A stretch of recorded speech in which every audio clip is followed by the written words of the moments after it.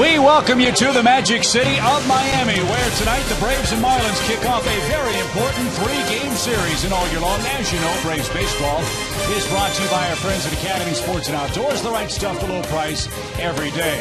It's the Braves and it's the Fighting Fish. Atlanta hopes to pay back the Marlins with a series victory here in South Florida. It's an important series for this reason. Look at the National League wild card race. Quite frankly, it's a mess. It's a race no one seemingly wants to win.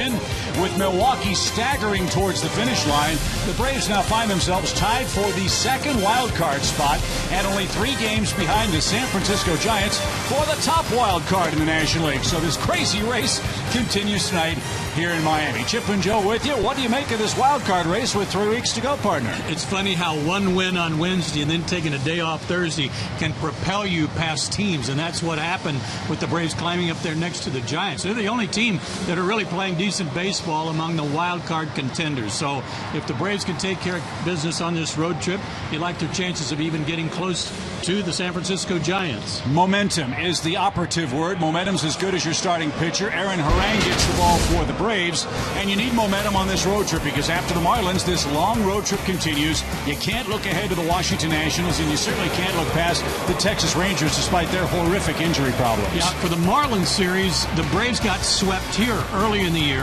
Atlanta came back to town and swept the Marlins.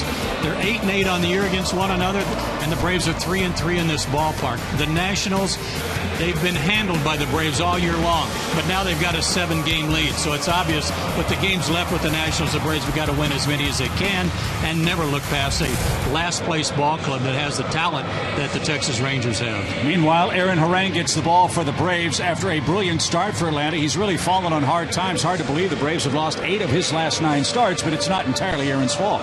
No, it isn't. He's one of those guys that suffers from lack of run support, but arguably his worst start of the year came here in this ballpark earlier this season. He has not pitched well against Miami, so hopefully tonight he'll throw in a gem against them as kind of a adios type moment. Yeah, and hopefully the Braves can say adios to Jared Cosart, who gets the ball for the Fish in Game 1. He's pitched brilliant ball since coming over in a trade from the Houston Astros. When we come back, Jason Hayward loves fish, and he's been eating them up all summer long. Miami nice indeed for the Braves outfielder. Jen Hildreth will tell you about Jason's good run against the Marlins when we come back to Miami after this.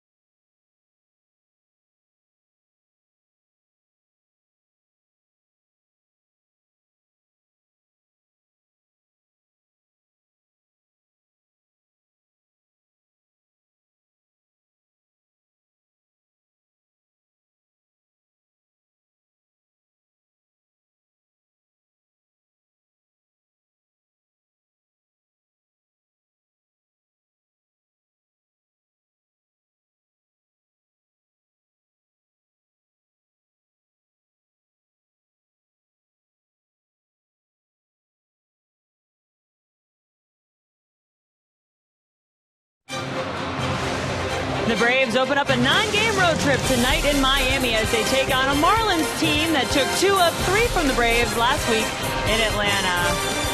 Hey guys, I'm Jen Hildreth at Marlins Park, where the Braves lineup is once again fully loaded. Justin Upton sure appreciated that extra day off because he was telling me he was having a hard time just moving his arm, extending it out after he was hit by a pitch on Tuesday. Said it feels much better today. So the Braves have their home run leader back in the lineup. But the guy who's been swinging the hottest bat lately, especially against the Marlins, is the leadoff man, Jason Hayward. Take a look at our Home Depot tools from the dugout, and you can see Jason's numbers against the Fish this season. He's hitting .391. He's driving in runs, and something you love about your leadoff guy, he is getting on base. J.A. picked up a couple of hits off of Jared Cozart the last time that he saw him. We'll see if he can keep that rolling and maybe get a little bit more run support from his teammates tonight. So can the Braves exact a little revenge on Cozart and the Fish after being shut out 4-zip last time Cozart was on the mound? We're just about ready to play some baseball. Chip and Joe will have the call for you right after the break.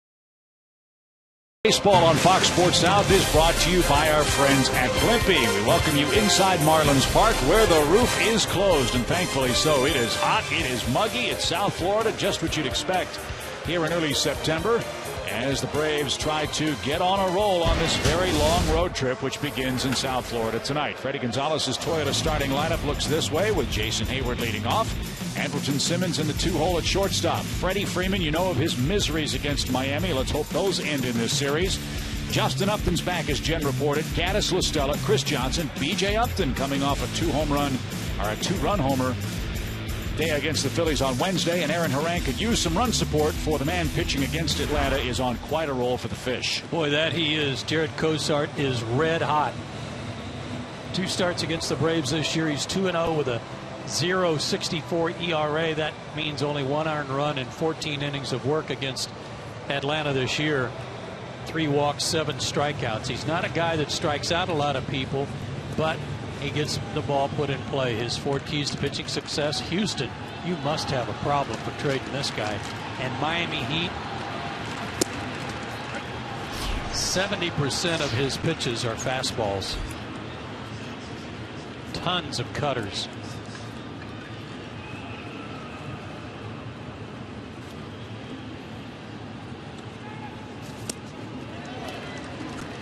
So a 94-mile-an-hour fastball followed by an 84-mile-an-hour pitch, and very quickly Jason Hayward behind in the count, 0-2.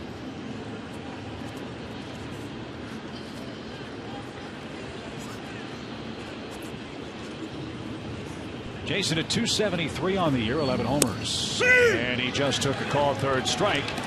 Says Jerry Lane, the home plate umpire. Cozart up to his old tricks against Atlanta. He strikes out Hayward to start the game. Well, he throws hard to begin with, 91 to 97. And he's got a curveball, and there's the curveball on our PNC Bank. Pitch tracks dropped in there. Jason had a great analogy to explain the stuff of Cozart the other day, and I thought it was apt, and I'd love to get your thoughts on it. He said, imagine a right-handed Cliff Lee with all those cutters. And you know how good Cliff Lee has been and how tough he is against left-handed hitters.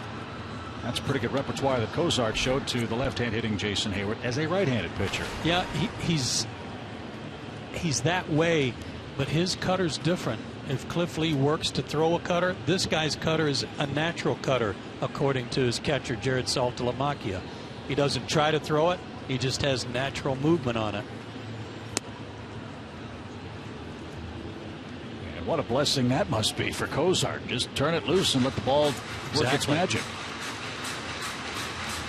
He has been great for Miami, 3-0 and 0.65 ERA in the last 4 games. And a roller foul by Appleton Simmons as the Braves shortstop behind. 1 ball, 2 strikes. He's just 24 years old, 6'3", 195. He's actually a Texan out of League City near Houston. But check this out. While he's been with the Marlins, and he's had 5 starts with them, he's not allowed an earned run in the first 3 innings. Upstairs, and now 2-2.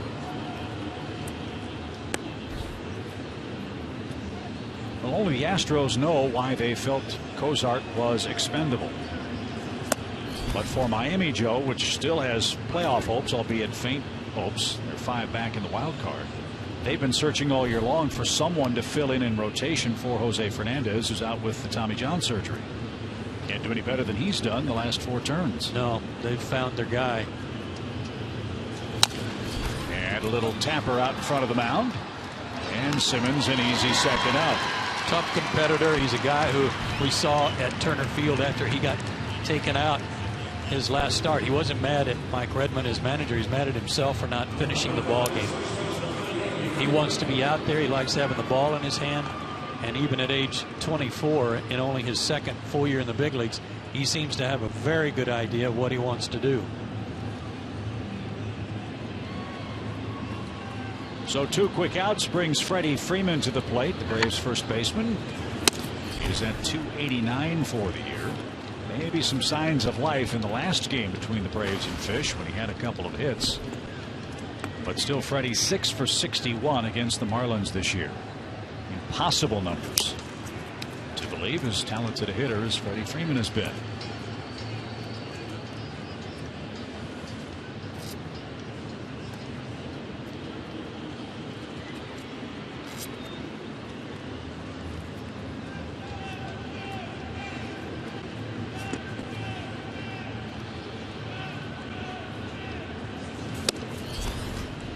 Up and away. Just when it looked like the Marlins were going to push everybody and challenge for a postseason spot, they've gone flat. They've lost 6 of their last 8 games. They had won 3 straight series. Now they've lost 3 straight.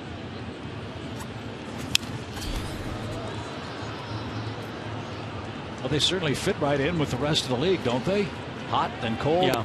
Then hot again, then ice cold again. Nobody's been able to gain really any traction of late, maybe with the exception maybe of the Giants. And that guy, Stanton. Yeah. Now the 2-2 for Freeman. It's over the outside corner at the knees. Wow. Cozart strikes out Hayward and Freeman looking. And the Braves are retired in order in the top of the first inning. Aaron Harang will go to work against the Marlins. No score in game 1.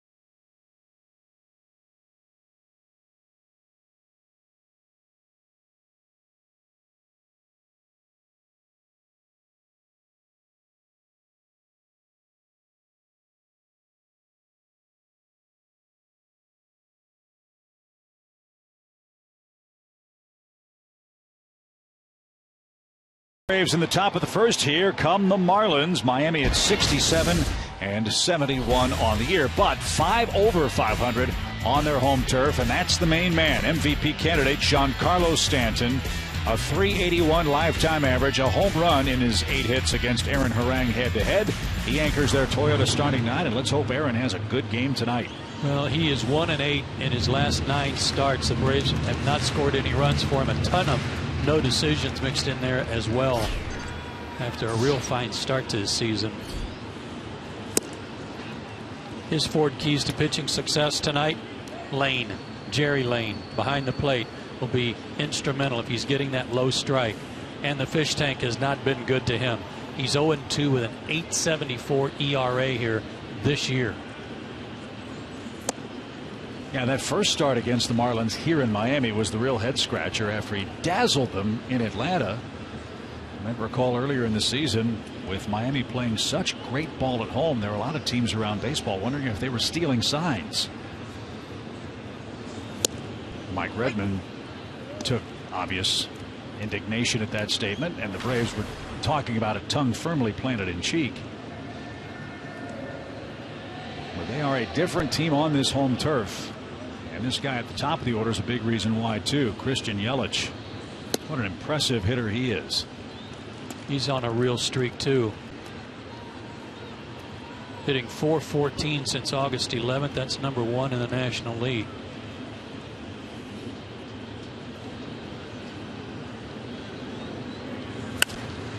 Sliced out a play to the left, full count. And look at where Yelich ranks among leadoff hitters in all of baseball, not just the National League.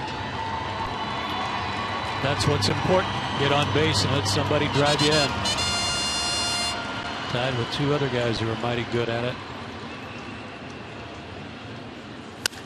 Line fair down the left field line. Yelich leads off with a 2-base hit.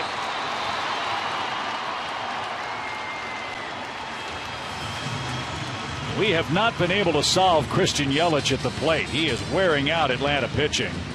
That's his 22nd hit against the Braves this year, and he leads off with a double. Outside corner, took it the other way, painted it near the line.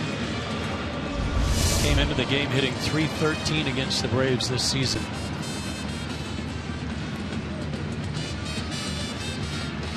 So 26 doubles for Yelich. Let's see what Donovan Solano does. Solano hurt the Braves back in Atlanta with a big game.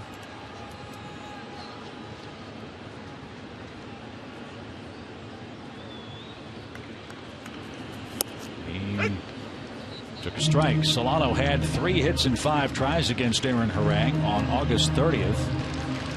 A first inning solo home run was all that Miami needed on that day. The Marlins shut out the Braves 4-0. Really, the guy with the worst numbers in their lineup against Aaron is Yelich, who was 3 for 15 against him.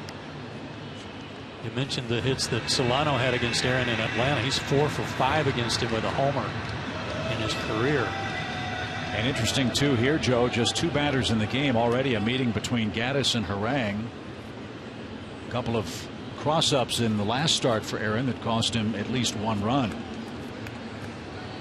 And they were both on breaking balls.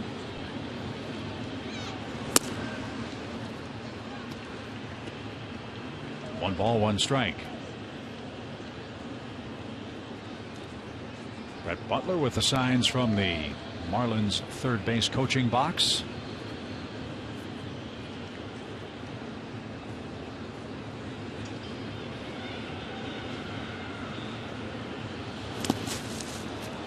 And that one was in the left-hand batter's box. It was a break for Aaron. That was ball 2.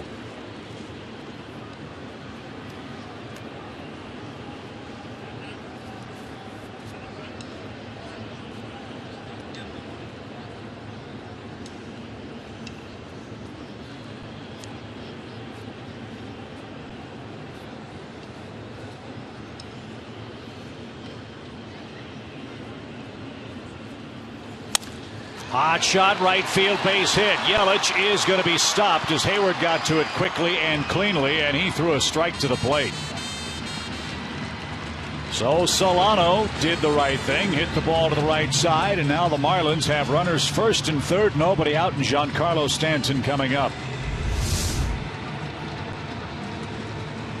Getting him over is one thing. Getting a base hit when you're behind in the count and putting runners at first and third is a huge thing, because it forces the Braves to pitch to Giancarlo Stanton. If he gets him over and there's a runner at third and one out, they may pitch around Stanton and hope for a double play ball from McGee. Huge numbers for Giancarlo Stanton. Among offensive players, I'm guessing the lead MVP candidate in the National League. Atlanta's pitched him tough. 22 strikeouts and 61 at bats, and only a .213 average against him. And he was swinging for the fences and didn't get it. Here's where Stanton ranks among National League hitters. And he's up to 36 homers because he's homered in 3 straight games that came against the Mets. He's first in all of those offensive marks. Downstairs, even count, ball and a strike. Stanton's 1 home run behind Dan Uggla for the top spot on the Marlins home run list. And he's hit 12 of his 36 homers in the first inning this year.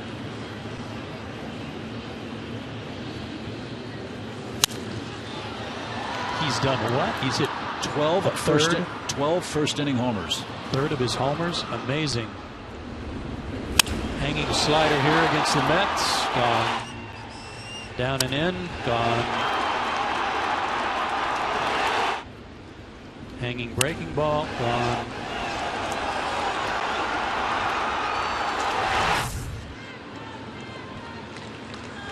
So apologies to Gloria Estefan. He has been the Miami pound machine, but not this time, as Harang got him to swing and miss. Big strikeout. He gets Stanton. Now McGee a double play candidate. The Braves could be out of trouble.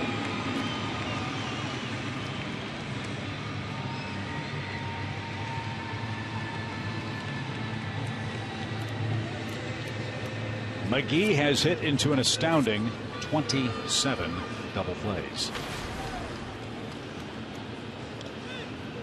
But still has 65 RBIs. And he's hit in 7 straight games.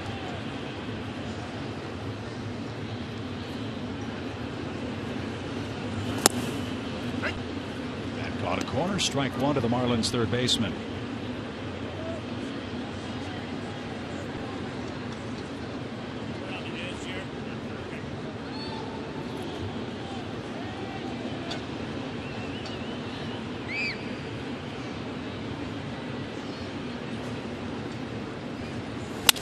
Hot shot, base hit left center field. Yelich will score. Solano around second. He's on his way to third. McGee's going to try for 2, and he's going to be out. So McGee drives home his 66th run with a bullet up the middle. Solano goes first to third on the play, and McGee out trying to stretch that single into a double. He tried to go plate to second on B.J. Upton. High breaking ball, and boy, he hit it hard, but just barely out of the reach of Andrelton, who might have been able to turn that into a double play. I don't know if McGee thought BJ was going to try to go to third with that throw or what, but he was a dead out at second. That helps. But Miami strikes first, and here's Marcell Ozuna, the Miami center fielder. He's hit 19 homers and has knocked in 74 men. And a big swing and a miss.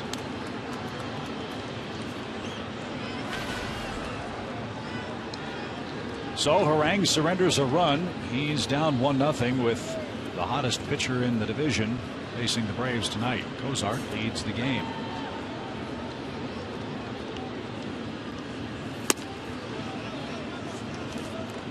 Even count.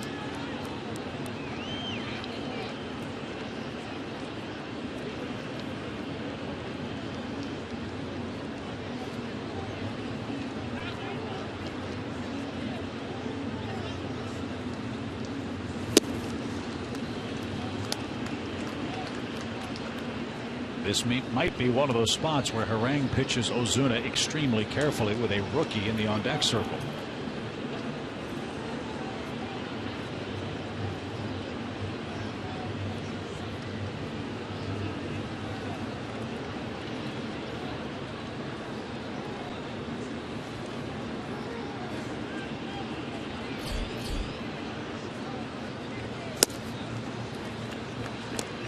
Close, 3 balls and a strike. He made a good pitch with it to him on a breaking ball, first pitch of the sequence, and might throw him another one right here to see if he'll chase.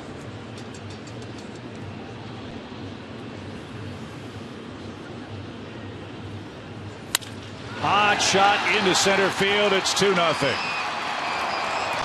Rang didn't pitch around Ozuna and left another ball in the hitting zone, and it was tattooed. Solano scores. Ozuna has 75 RBIs now, and that one a 2-out run scoring hit.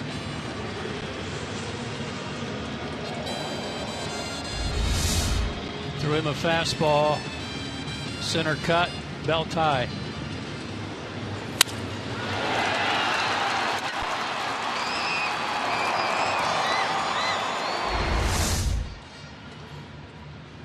Two runs on 4 first inning hits for the Marlins.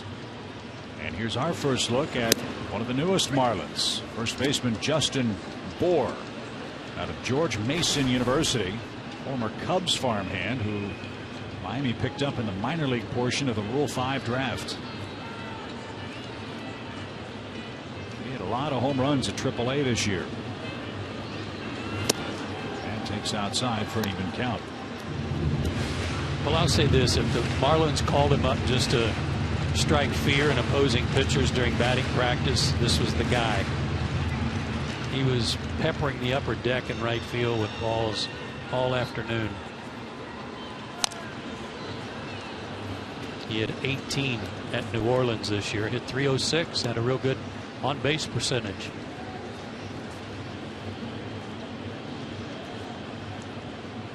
And at first glance, physically, to me, he looks like Eric Hinske. Not quite as barrel chested as Eric is, but very similar build. There you go. No swing. Even count. And why would the Cubs let a kid like this go? Well, they have Anthony Rizzo. He's a 30 home run man and a young player at first base. Probably not much opportunity for this kid in Chicago.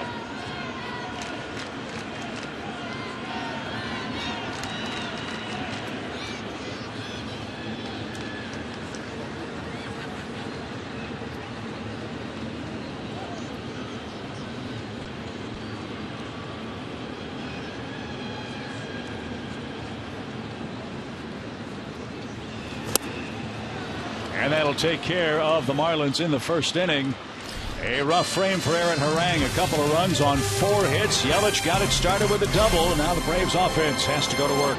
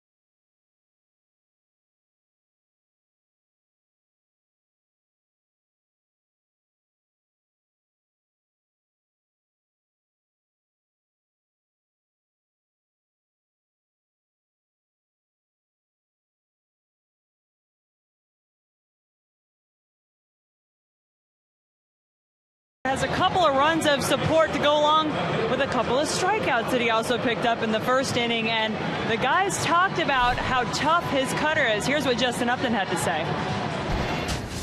Well, I mean, you usually don't see that pitch, with that type of velocity. So I think, him throwing 94, 95 and having cut on it, it's something you don't see very often. So hopefully, we saw it last time. So hopefully we have better luck with it this time. So we'll see, guys. Maybe second time around in less than a week. These guys will be a little more prepared for that cutter, although Cozart sure looking good in the first inning. Yeah, a couple of strikeouts, Jen. He got the Braves in order, 1, 2, 3. Justin Upton back in the lineup after missing a couple of games with that sore triceps after Kyle Kendrick plunked him when the Braves played the Phillies. We've talked about it a lot, the cutter, and how much difficulty major league hitters are having in not eliminating that pitch, neutralizing that pitch. It has dramatically helped, we think, raise strikeouts and discourage runs. But this guy isn't a one-trick pony on the mound. He's got more than one weapon to beat you. The pitch to Freddie Freeman to strike him out in the top of the first was a great example of it. Doesn't move much, but it is enough if it looks like it's going to be a fastball away to give up on it, and then it comes back. Upton pops one up, shallow right. Solano says he's got it, and he does. There's out number one. If you are a right-handed hitter, for example, Evan Gattis stepping in, and he throws you a kind of a crossfire fastball headed toward the outside corner, you almost have to program your mind to take it because it's probably going to move even farther away off the plate. There's a line shot into right field. Gattis reached out and poked one toward Giancarlo Stanton. And the Braves have their first base runner of the night, Evan Gattis, with a one-out single. And again, he gives up a hit an inning. He gives up, or he strikes out by comparison to other hard throwers, not nearly as many batters, only 92 and 149 innings coming into play tonight. He's around the plate and he gets contact and he gets outs. That's the name of the game, isn't it? Here's Tommy La Stella. Tommy puts the ball in play, as you know, and he's behind here, strike one.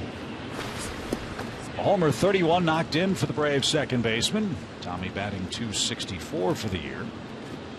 He's 1 for 5 against Cozart.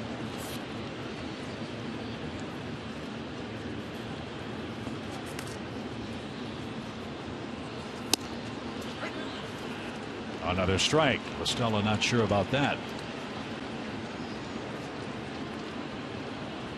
Again, it's a pitch that he probably gave up on. Looked like it was going to be off the plate. Not so.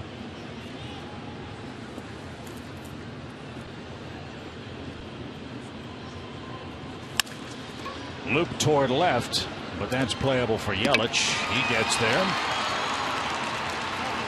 And on an 0-2 count, La Stella skies out softly to Christian Yelich, 2 down.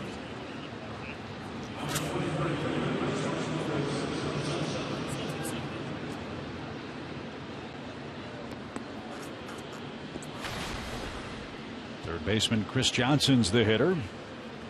He's batting .267.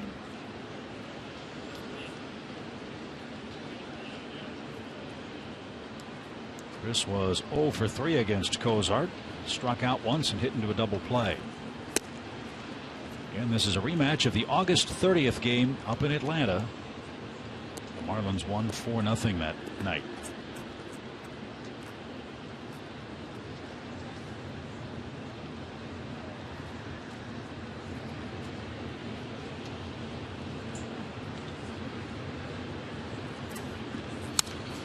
To the screen and almost too close for comfort for B.J. Upton, who's waiting on deck.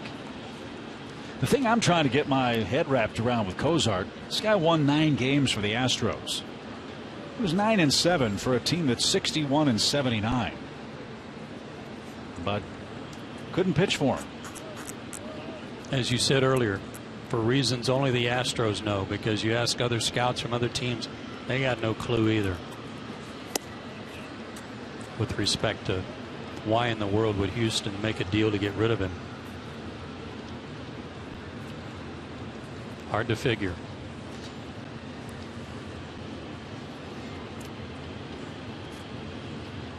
Colin Moran, Jake Marisnick, Francis Martez, and a 2015 competitive balanced draft pick went to Houston for Cozart. And an infielder named Kiki Hernandez. Chris Johnson lines out to second. The Braves are done in the second themselves and trail 2-0.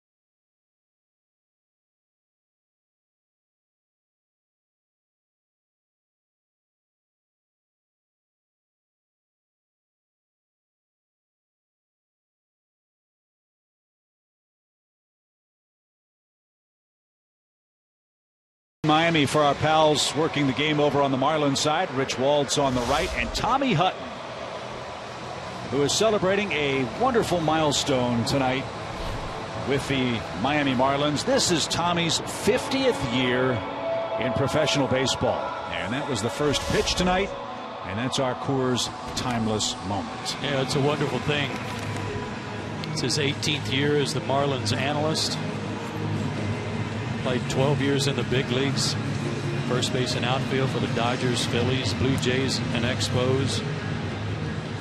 And was an excellent pinch hitter in his career. .269 career pinch hitting average.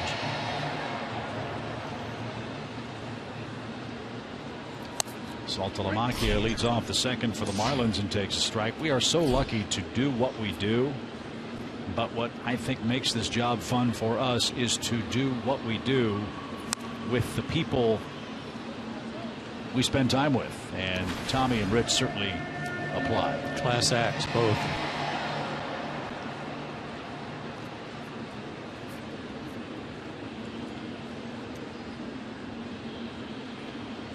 Two quick strikes for Saltalamacchia, who pops one up to the left side. This one's going to be caught by Aaron Harang, and the Braves pitcher takes care of the Marlins catcher for out number 1. By the way, I'm pretty sure Tommy threw a cutter too. I mean, that is the pitch of the decade. Looked like that thing had some pretty good zip on it as well. Crafty left-hander. I'm just proud of him for not icing the arm after one pitch. And from the top of the mound too. Yeah. Took a big chance there. Looks like he's got his fingernail polish right there in front of him too. That's always a nice touch. Echeverria takes a little low. 1 ball, no strikes. We're going to see this kid for a long time with the Marlins if he can stay healthy. And I thought you made an excellent point when Miami was up in Atlanta. How much more highly would this kid's defensive work be regarded if Garrett Jones was a better defensive first baseman? Andrelton Simmons, well, the entire Atlanta infield benefits from having Freddie Freeman at first base. He saves them a lot of errant throws. And if Echeverria had someone like Freddie at first, his numbers would be off the charts too.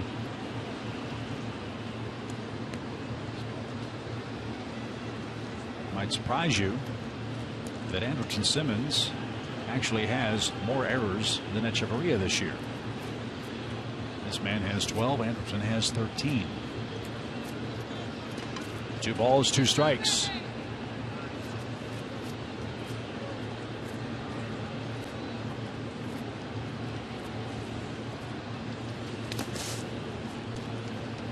And well off the plate for a full count. Yelich doubled to start the game. Solano singled to right. Giancarlo Stanton struck out. Then McGee singled. Ozuna singled. And that was the end of the Marlins' threat in the first. They lead 2-0. And that's off the plate, ball 4. A 1-out walk will bring up Cozart, pitcher.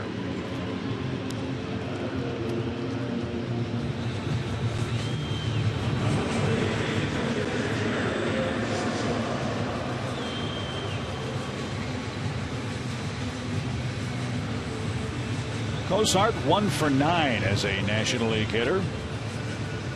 4 strikeouts in those 9 at-bats. He also has a sacrifice. The Braves think he'll be attempting that. Yeah, I hope his uniform's in good shape tonight. If he's 1 for 9, he's going to have to tighten that up a little bit. Kind of button it up, if you will.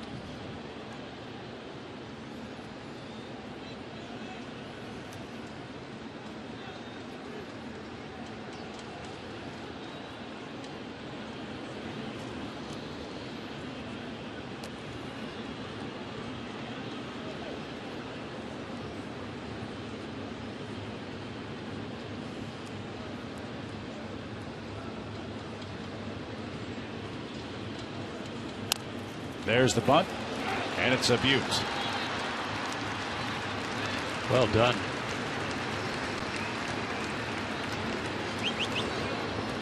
That sacrifice is scored 2 for Echeverria in scoring position. Now Yelich is the hitter.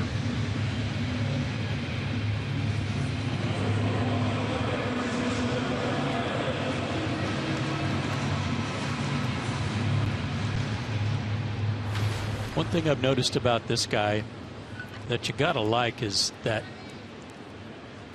it doesn't bother him to hit behind in the count. He's very good at inside outing a pitch to left field or going the other way with a pitch away from him, as he did in the first inning. And he's not trying to do anything special. He's just trying to hit the ball hard somewhere and hope it finds a gap or a opening in the infield. That's what I like most about him.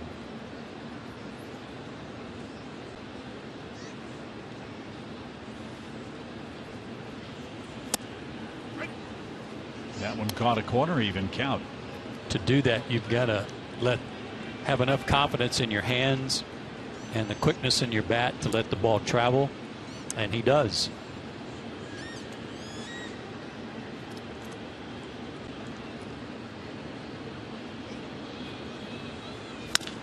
Bouncing ball to second. Tricky hop. Tommy made the play, and that will end the Marlins' second. Echeverria's left stranded. The Marlins have left 2 through 2, and they lead by a deuce.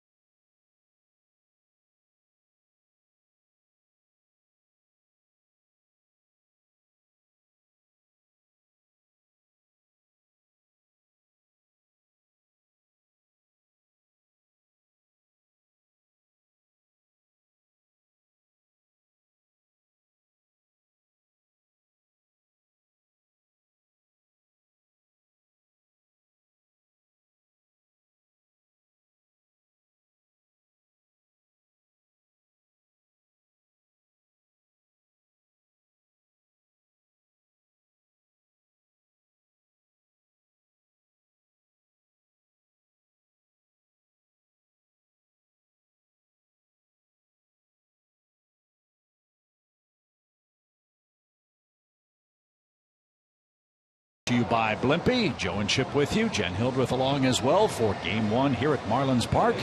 Miami has struck for 2 first-inning runs against Aaron Harang. Hopefully Atlanta can rally here in the 3rd inning with B.J. Upton, Harang, and Jason Hayward. They're scheduled against Jared Cozart. We'll keep you posted on all the other action in the major leagues tonight. Braves are in a 2nd place wild card tie. When I say 2nd place, I mean for the 2nd wild card in the National League. Braves are tied with Milwaukee. Braves and Brewers identical, 73 and 67 records coming into play tonight. The Pirates at 71 and 68 are a game and a half out of the 2nd wild card. And Atlanta plays the Pirates 4 more times. Those games are going to be huge. I thought B.J. Upton had as good a swings Wednesday as I've seen him have in a long time, especially in one game. Home run, line drive out, couple of walks. Now then, where does he go from here? Talking to Greg Walker, one of the things they've altered about his pregame preparation is his cage work. That was the long home run early in the season, and Greg Walker and Scott Fletcher like to do a lot of soft toss, short toss from a real close distance from behind the screen. Well, Justin couldn't do it. Justin had a hard time doing it, I should say. He much preferred to hit off a tee. And it had to do with the repetition in which the soft toss comes in. Justin had a way of, getting set, getting his hands ready, and then taking a swing. And he could do that off the tee. He can't really do it off the soft toss. They just started doing the same thing with BJ, where he's hitting off the tee and not the soft toss so much, because he's very elementary, I'll say, in the way he gets set in the box, getting his hand set. Oftentimes you'll see him hold his right hand up to the umpire to give him time to get set, get his hands where he wants them. So they've started doing that with BJ and had real good results the last 2 or 3 days of the homestand. And they're going to continue that and get away from the rapid fire soft toss. And Greg Walker said when you watch him hit off a tee, you can't believe how fast his bat speed is, how good his hands are, and how quick his bat is. I got to watch a little bit of that today. Very impressive. Hopefully it'll do him some good here in the last month.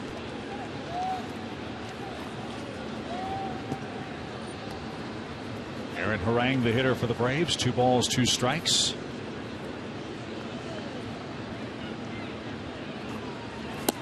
And he got Aaron to swing and miss at a breaking ball. That's 4 strikeouts tonight.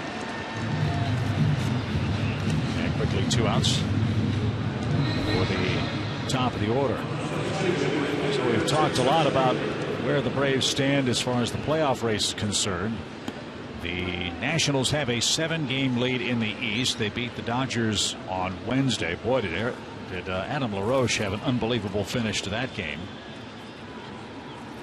Giants lost to the Rockies on Wednesday. Brewers have lost 9 in a row. The Pirates have a 4-game losing streak. Everybody that you need to stub their toe has been doing just that. But you can't count on that every night. You got to win. Little pop. Echeverria drifts out a step or 2. He's underneath and has it. And Cozart mows him down 1, 2, 3 in the 3rd. Giancarlo Stanton due second for the Marlins, who lead by 2.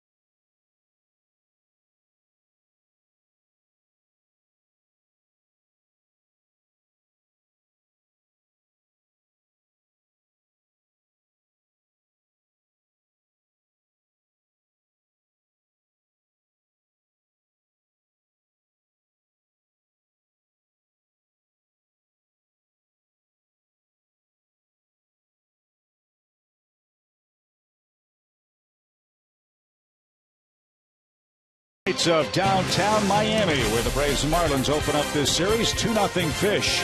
All year long, Braves baseball is brought to you by Academy Sports and Outdoors, the right stuff for low price every day. This really is a spectacular town and a wonderful stadium. All that's missing is more fan interest. They have another small crowd here tonight. Marlins playing pretty good baseball.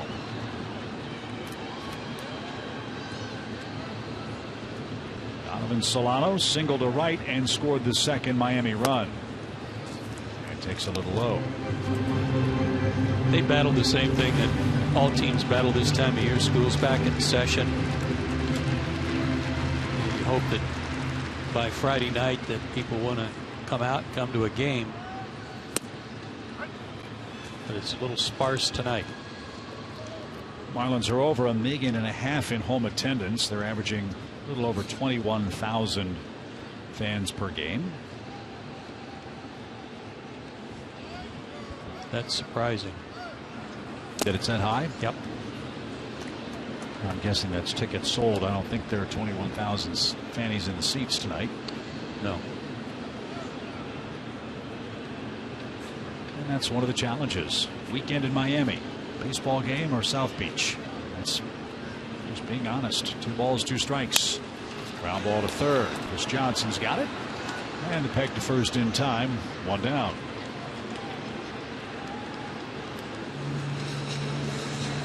What's especially disappointing about the crowd is you're having the kind of season out of Giancarlo Stanton that every franchise dreams of being able to showcase.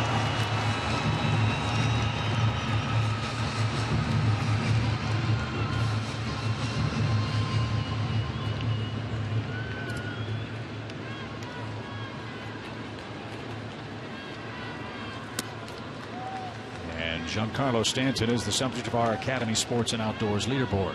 One more and he ties Dan Uggla for the most home runs all time in Marlins history. Pretty illustrious list there. Did you know Mike Lowell hit that many? No, I had no idea. Well, what a good player he was with the Marlins and Red Sox. Clutch player too. Man. Up the middle, off the glove of Andrelton. That trickles into shallow center. Big turn by Stanton, but he'll stop at first with a 1-out hit.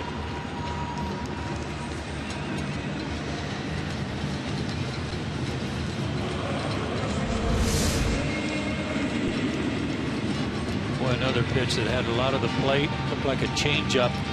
Fortunately, he hit it on the ground, but another one just out of the reach of Andrelton.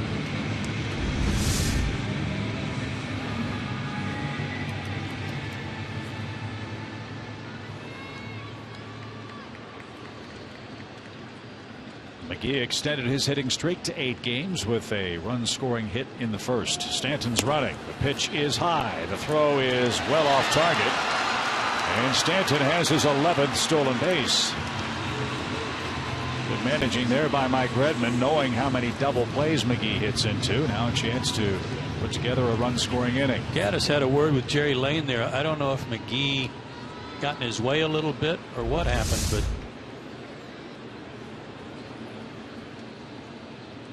his follow-through hit McGee, but he was in the batter's box, and that's what Jerry Lane's saying, is that he didn't do anything to get out of the box to impede your ability to throw the ball.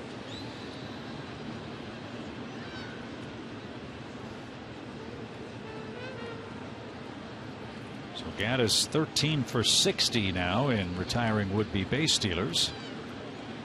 And Stanton in scoring position for McGee, who already has 66 RBIs. And a pop-up out of play. Again, look, see, McGee never even changed his feet. He just turned in away from the pitch. And Jerry Lane saying he did not lean in. He did not step out of the box. That was your own fault.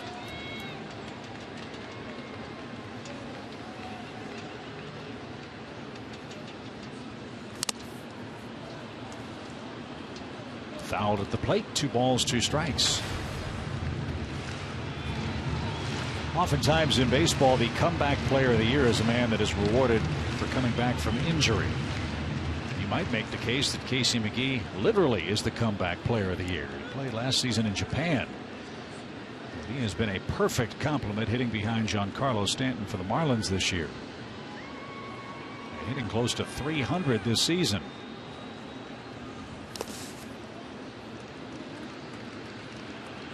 So he's been a very nice story for Miami. Yeah, I don't necessarily agree with that. If you were, I'm not going to say not good enough to make a major league club, that'd be fairly insulting. But he went to Japan for some reason. He was physically able to play. High fly ball toward left. Justin Upton is there. And McGee's retired for the second out. I've never believed that it ought to be somebody rewarded for having a bad year one year and a good year the next. It ought to be a guy who's really had to overcome something like an injury or the like.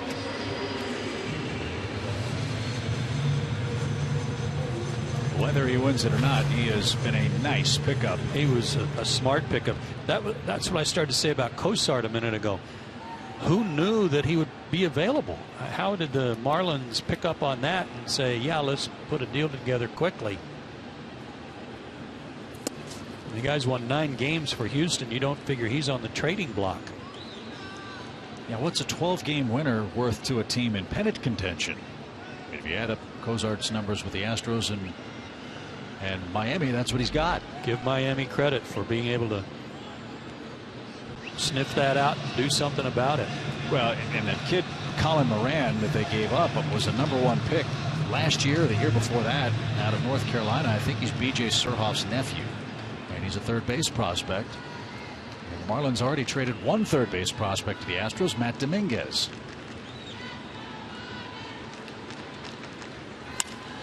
Fly ball left center field off the bat of Ozuna. That's going to split the gap and score Stanton. Ozuna is 2 for 2 with 2 RBIs, and Miami now leads by 3. A couple of big 2-out hits for the Miami center fielder. He is wearing out Aaron Harang. Another mistake with the breaking ball. Middle of the plate.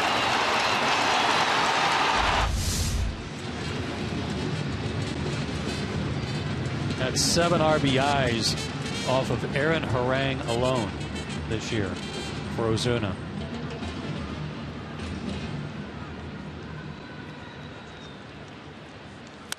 Now Justin Bour drives one deep center. Upton on the run. That ball is high off the fence. That's a double and a run-scoring hit. Any other park, that's way out of here.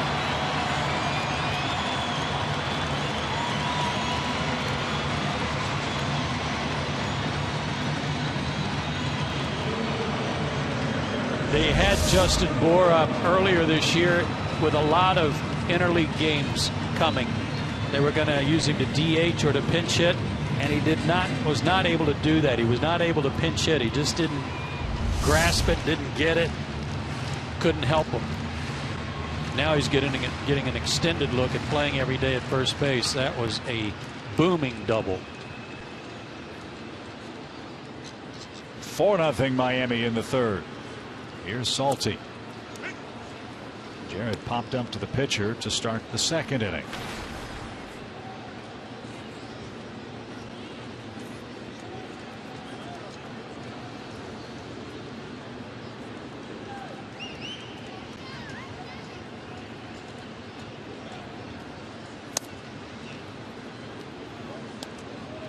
One ball, one strike.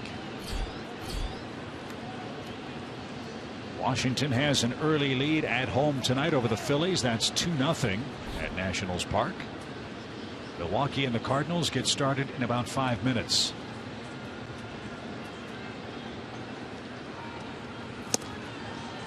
Swing and a miss. 1 ball, 2 strikes. The Cubs and Pirates game was suspended by bad weather in Chicago. Well, complete. today's game tomorrow and then play the regularly scheduled game at Wrigley Field.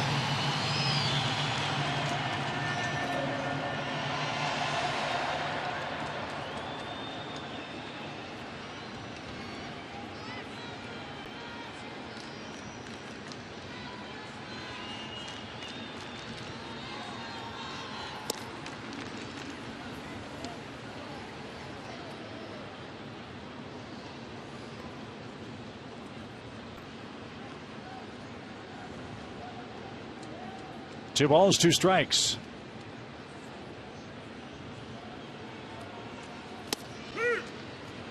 And that a high strike taken for an inning-ending pitch to Jared Saltalamacchia. 2 more runs, 3 more hits. Braves hole is deeper now. 4-0 heading to the 4th.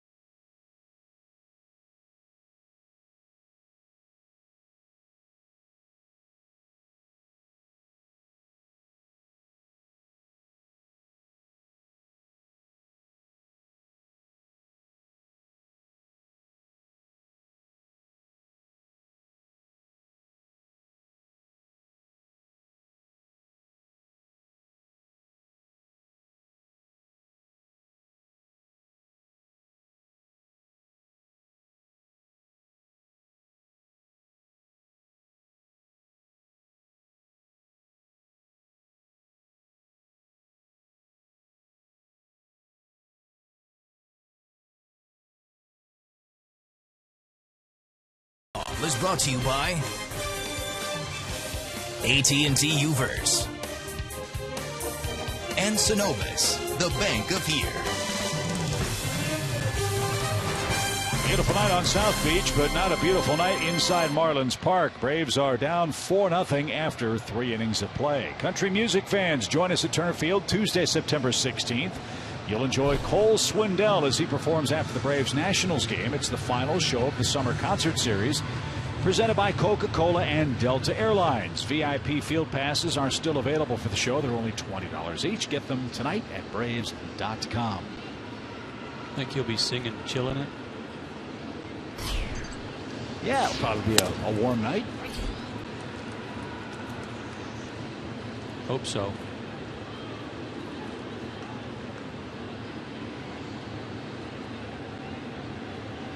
He's apparently a very highly regarded musician. Well, he's up for best artist, best new artist of the year by the CMAs. So that'll be worth your while. Braves and Nationals baseball. Then Cole Swindell after the game at the ballpark.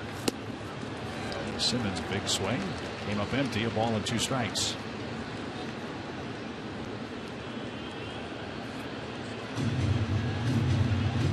Cosart once again goes through the first 3 innings.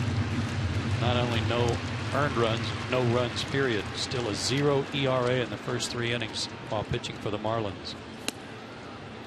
And it's given his offense a chance to give him a lead.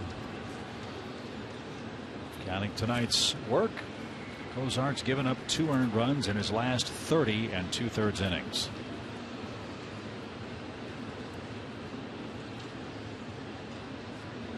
Two balls, 2 strikes. That caught the inside corner. Endrelton caught looking. That's 5 strikeouts and 6 straight hitters retired. Likewise for left-handers, this time for a right-hander, you can give up on a pitch that starts in because you think it's just going to ride in, and then that natural cutter of his comes back to the corner. Perfect pitch.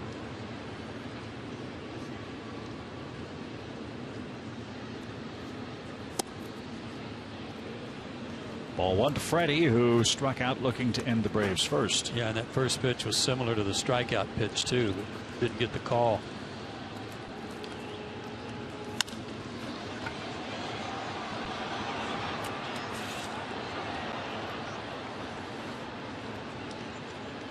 Here was the strike 3 call in the first inning.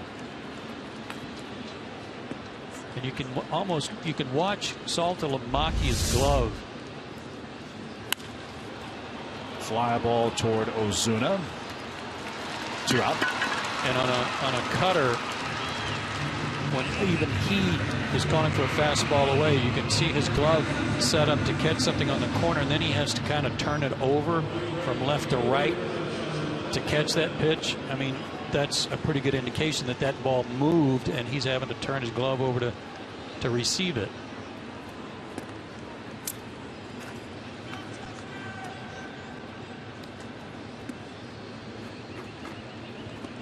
I think it'd be a fascinating conversation with Saltalamacchia as Upton hits. How does this young staff compare to the Red Sox staff that won the World Series with Lester and Lackey and all those others? Marlins guys don't have the pedigrees yet, with the exception of Fernandez, and he's hurt. Boy, the upside down here in Miami is terrifyingly high, I think. If you look ahead to 2015 and beyond, they have stockpiled a bunch of power arms down here in rotation and in their bullpen.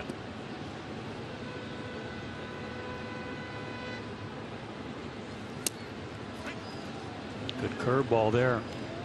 Well, depending on what offseason moves the Mets make and the Marlins make and the Braves make, could turn this division into a real dogfight next year. They've all got good pitching. Popped up into shallow right. Stanton's got that. 8 up, 8 down for Jared Cozart. Braves retired in order in the 4th. 4-0 Marlins.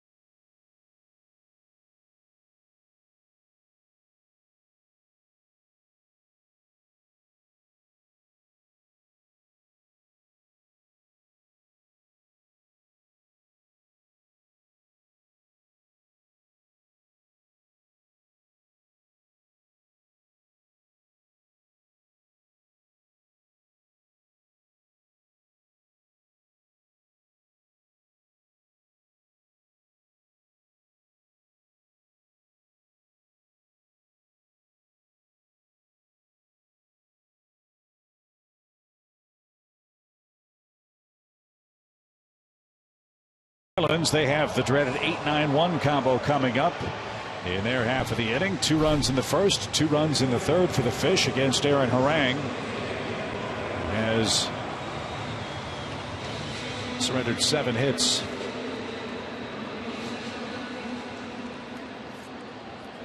Echeverria walked in the second and looks at a strike at the knees.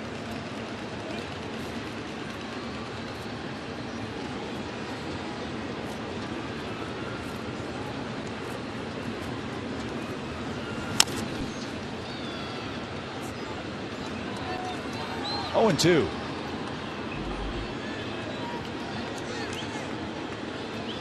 Bad weather in Detroit tonight. They're in a rain delay in the 3rd inning. The Giants have jumped all over the Tigers 6-0. Yikes. So the San Franciscans swinging the bats, especially Hunter Pence. Just when you think, well, this is a favorable setup in terms of schedule, they've got to go to Detroit and face the Tigers, then you realize maybe the Giants are playing a lot better than the other guys. In the air to center, well struck, but BJ's there. And there's out number one. Yeah, the Giants have won 6 of their last 7 games. Hunter Pence, the praying mantis, is destroying every pitching staff he sees. He's riding a 16-game hitting streak, during which time, Joe, he's knocked in 15 and has scored 17. Goodness. I know there's some homers in there too, so some damage to go along with it. Jake Peavy's the man that started tonight for the Giants. And he's had a rebirth. Yeah. I mean, the Red Sox gave him away because I don't think he had a win all year with them. It's something like 19 starts without a win. Yeah. I didn't lose 19, but just had an awful run of luck. Peavy's won 3 of his last 4 decisions for the Giants, who haven't given up hope on the National League West. Up the middle, and Cozart has a hit against Harang, his 2nd hit of the year.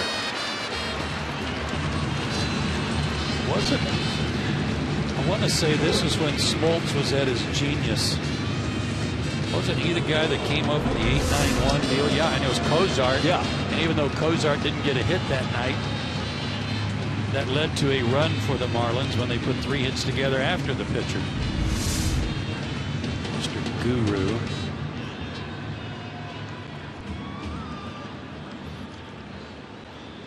Here's Yelich. You know what Guru spelled backwards is, don't you? A rug. He could use one. Yelich 1 for 2 tonight.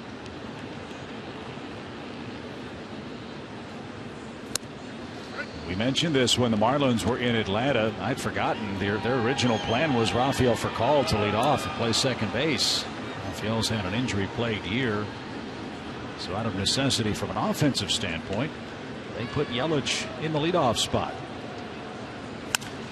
He's done great work. Look how hard he hits that ball to left center field. BJ got there though, and Yelich is retired for the 2nd out. Got 35 at bats total this year for Furcal. Well, one thing's for sure, and Aaron's gotten 2 of them this inning. You get the other team to hit the ball in the air to center field in this ballpark, you got a chance. Now Bohr launched one 415 feet high off the wall in center, but that's an exception.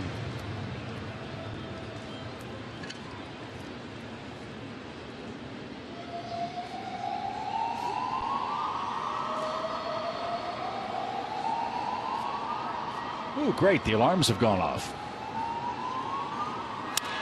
And alarm bells ring as Solano has another hit. He's 2 for 3. Cozart stops at second. And now once again the Braves have to face Giancarlo Stanton in a run scoring situation.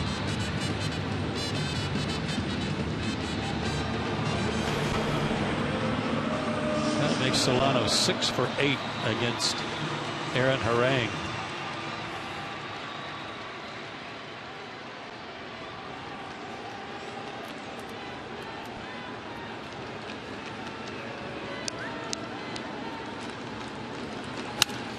High pop, right field line. Long run, Hayward near the wall. He can't get there. It's out of play.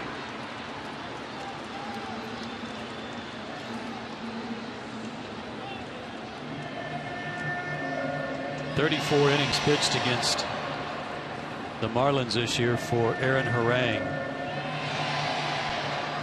and 44 hits. 34 and 44.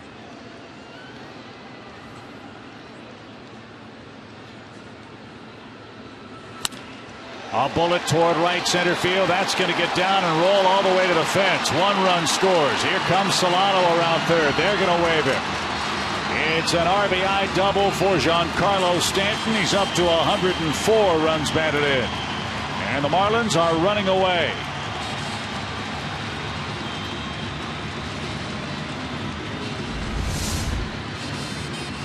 Everything's up. That breaking ball was going away from him, but look at what Stanton does. Outer third of the plate, drives it to right center. But the fact that it was up allowed him to reach it. Remember, he struck out in the first inning with 2 on a good breaking ball down and away when he had swung right over the top of it. Fish tank not good to Aaron. He leaves the ball game trailing 6-0, and the Marlins still hitting in the home fourth.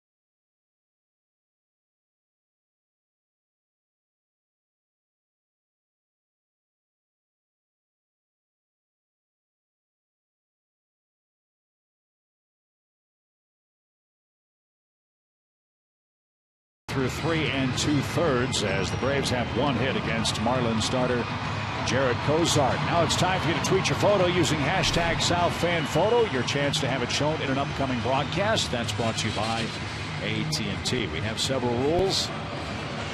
No dogs with hats, no cats with bandanas, and none of your fan photos can have that sculpture in them.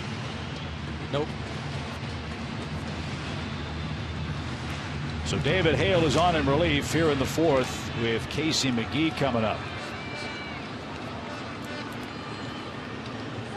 The only Marlins without hits so far tonight are Jared Saltalamacchia and Adeiny Echeverria. David, since going into the bullpen from the rotation, has been the primary long man for Freddie Gonzalez.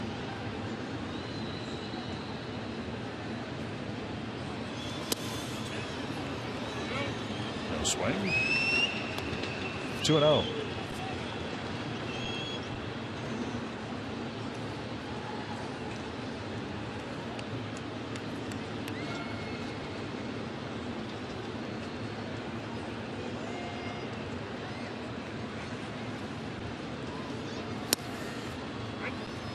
That one belt high and down the middle. 2 balls and a strike.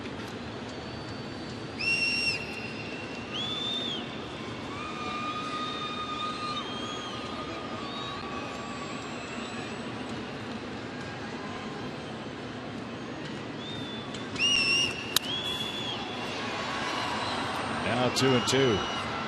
Been a few days since David was out there. He's had some rest. August 30th. Again against Miami. 2 innings, a 1-hit shutout ball, and he struck out 3.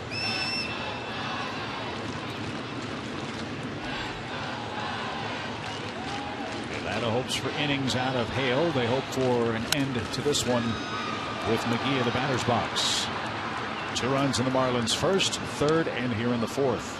When you start talking about 2015 for Atlanta, depending on what direction they go with Urban Santana and Aaron Harang, and how Beachy and Medlin come back from their injuries, here's another guy that also fits the bill in the rotation. Started there at the beginning of the year.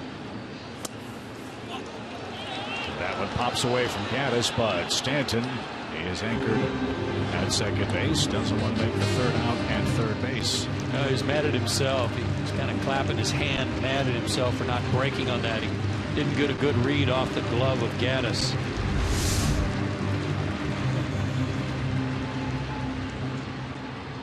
From his angle at second base, hard to tell how far that ball bounced away. Slow roller toward short. Andrelton charges, throws on the run, and gets his man to retire the side. 6 runs in 3 2/3 innings for Aaron Harang. Evan Gaddis leads off the Braves' 5th in Miami.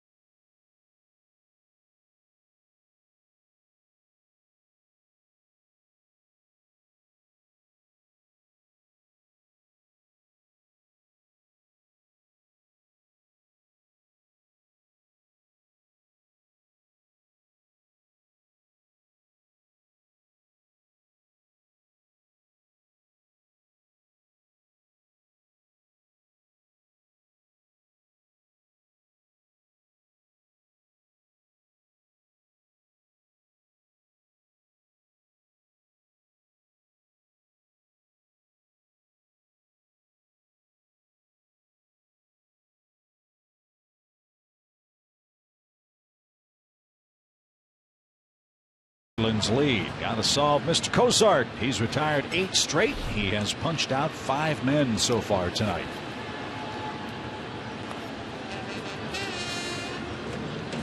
All dressed up and waiting for the party to start. Popped up back toward us. Atlanta, by the way, has 1 hit. The man in the batter's box is the man that has it.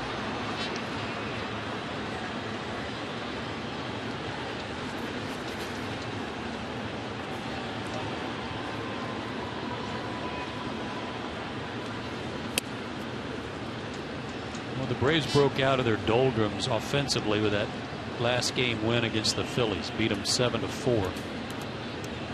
But did you know they got out hit in that game? Braves scored 7 runs on only 7 hits, but they drew 9 walks.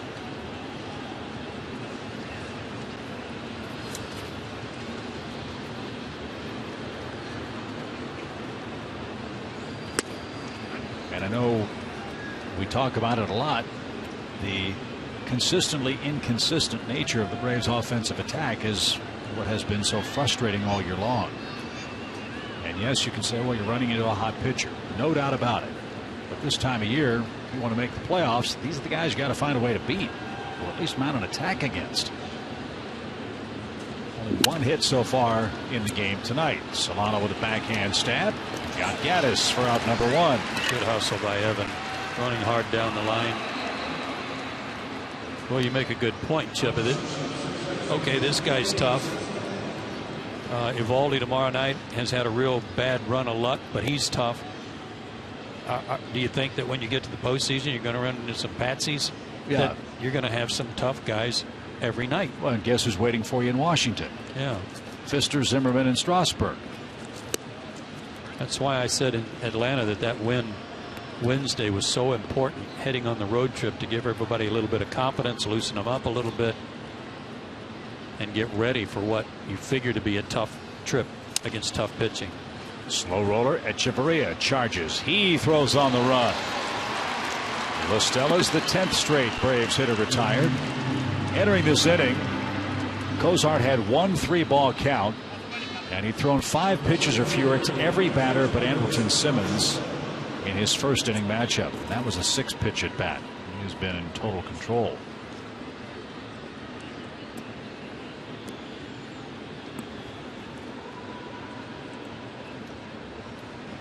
Chris Johnson lined out to Donovan Solano, the second baseman. And that skips up there, ball 1. Chris Johnson's another one of those guys that can go on a tear for about 10 to 15 games and hit everything in sight. Braves need him to do that. That ball's hard hit toward right. Stanton is there. And Cozart breezes through the 5th. 3 up, 3 down, 6-0. Marlins lead in game 1.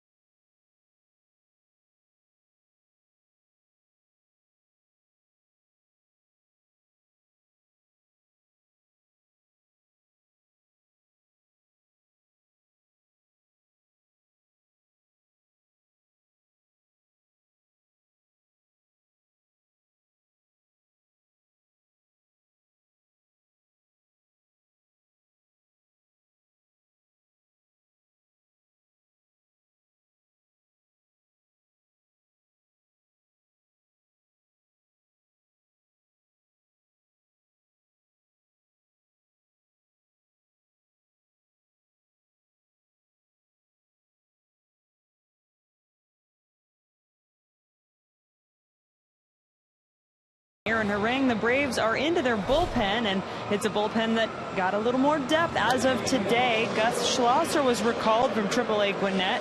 David Hale on the mound right now. Schlosser, another right-handed option out of the bullpen. And Freddie Gonzalez saying they waited a couple of days to call Schlosser back in because they were trying to see how Shea Simmons was improving. Well, he's really not improving. So they decided they wanted to go ahead, add an extra arm, and they brought Schlosser in. Thanks, Jen. Yeah, it's a shame about Shea Simmons.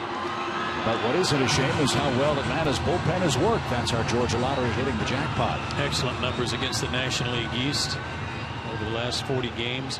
And Jen's report is one that serves 2 purposes. A, if Shea Simmons' shoulder needs more rest, good. Take the rest of the season off, get it healthy in the off season. And 2, Schlosser can do what David Hale has been doing. If there's a need, heaven forbid, on back-to-back nights for some long relief, then Schlosser, who's been starting at AAA, can provide that again. Last year, Gus was the Mississippi Pitcher of the Year in AA. He started 52 games in the minor leagues, went 22-13 with a .279 earned run average. So maybe he's another guy you can pencil into consideration. Sure. For a starting assignment for the Braves next year. But that's, at least in the old days, the natural apprenticeship that took place in the major leagues. You come up from the minors, you learn how to pitch up here out of the bullpen, and then when your turn came, you got your chance to start.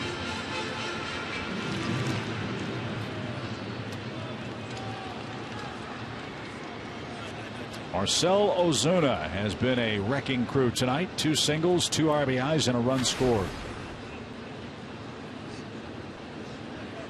76 runs for the Miami center fielder, knocked in.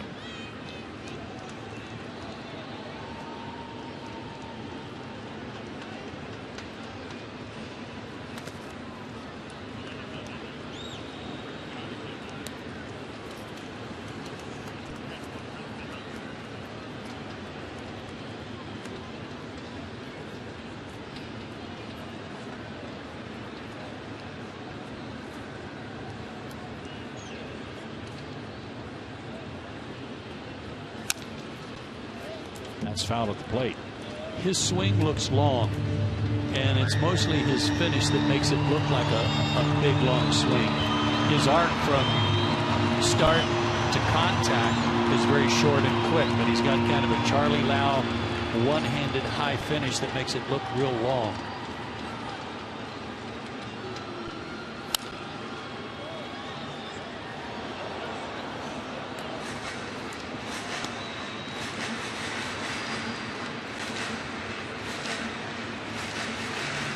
His season started late last year. He broke a finger late in spring training, and it ended early when he tore up his thumb in mid-July. Healthy this year and putting up big numbers. Hard hit ball toward third. Chris Johnson's got it. Good play. Good throw. Ozuna finally retired for the first time. 1 out. When you look at the Marlins for next year, we were talking about how, depending on what the Marlins or the Mets do to make moves to help their lineup, the most glaring place for them is first base. They want to find somebody, give them a little more pop at first base, maybe even somebody who could come in and bat cleanup instead of McGee behind Stanton and give him some protection. We had heard whispers up in Atlanta that the Marlins were going to seriously upgrade their payroll for next year. Yeah. Now, how much of that, if any, will be obligated to Giancarlo Stanton? That's probably the biggest question mark hanging over the Marlins franchise. Can they re-sign him? And even if they can't, does he want to re-sign here? That's the big key.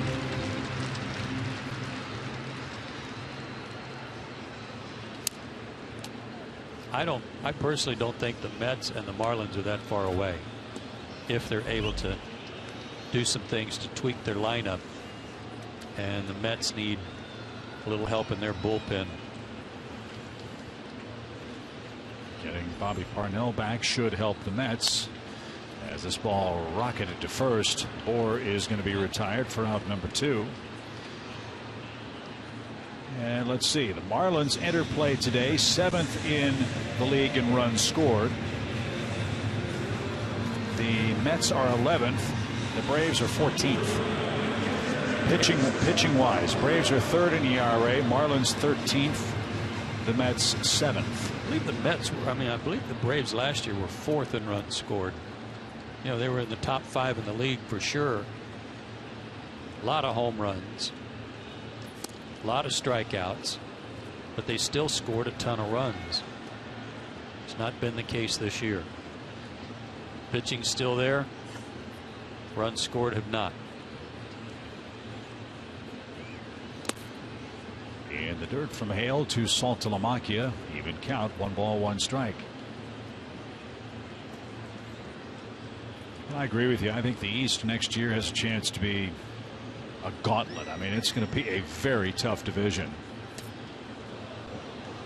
Just a little outside. Yeah. And the other wild card team, if you'll pardon the pun, is the Phillies. If somehow, some way they can change the dynamic and get some payroll relief, and if they can keep Cole Hamels, and if Cliff Lee can come back, those are 2 nice building blocks for a rotation. And we saw how impressively their bullpen can pitch up at Turner Field. I think the question for the Phillies is, are they too old? Yeah. Have they gotten too old? Squibb toward third. That ball caught the lip of the grass, and Chris Johnson stayed down on it. And David Hale has 4 consecutive ground ball outs as this game moves to the 6th.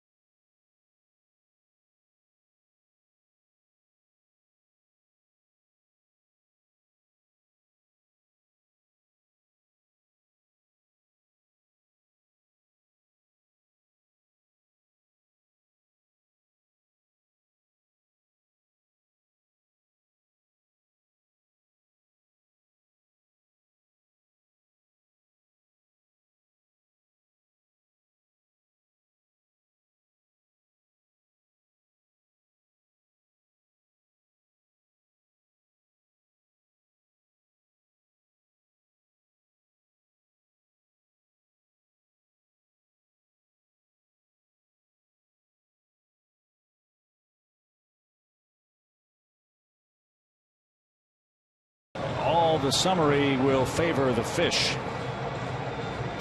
Yeah, unfortunately, that is the case. Aaron Harang has a very short outing. He's had a tough time pitching in this park this year. Tonight, more of the same. Evan Gattis has the Braves' only hit. That was a one-out single in the second.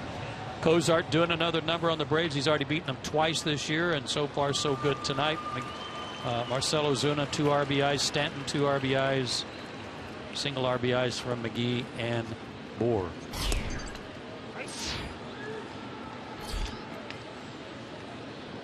The most pitches Cozart has thrown in an inning tonight is 14, and that was in the first. He's retired 11 straight. And there's nothing right now the Braves hitters can eliminate out of his repertoire. Yeah, that was a high strike call on a curveball. It was so high that BJ gave up on it. Looked like rightfully so, but it still dropped into the top of the zone. A bad pitch, but a strike.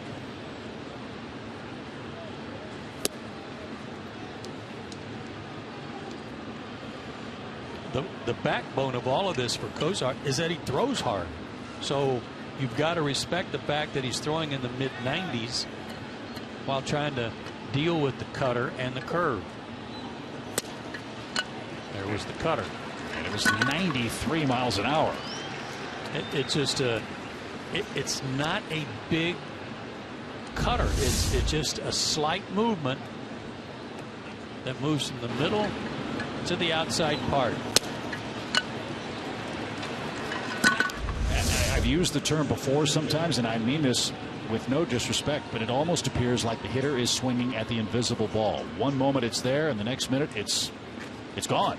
It's not where the barrel of the bat intended to go. And that's 6 strikeouts for Cozart, as Jose Constanza will pinch hit for David Hale here. Hale worked an inning and a third on scoreless relief. And then he backs it up with an 82-mile-an-hour changeup. Fun, huh?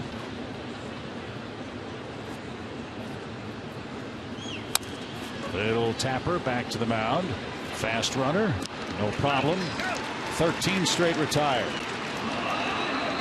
And at the top of the order, Jason Hayward will hit. James Russell will be the next out of the chute for the Braves.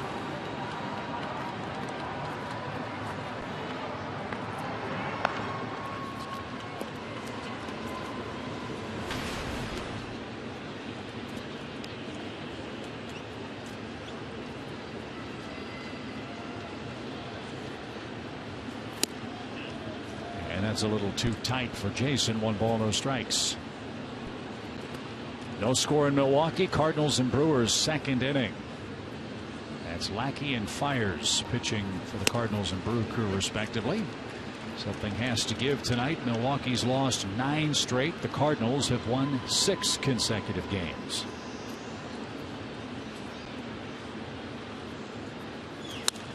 There's a shot toward the right field corner. That'll get down. That will skip past Stanton. And on the warning track, he'll scoop it up with a right paw. And Jason Hayward has a 2-out double.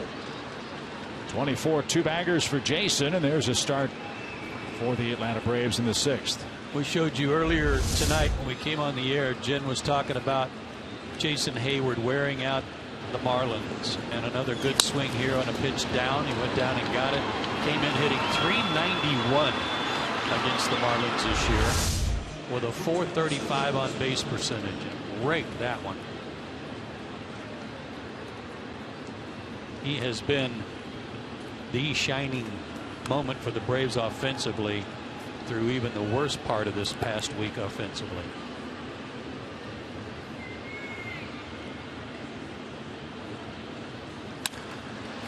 A high fly ball hammered toward left field. Bob Yelich tracked it down. Simmons gave it a ride, but Yelich can do it with the glove as well as the bat. I think he hit the bag funny too.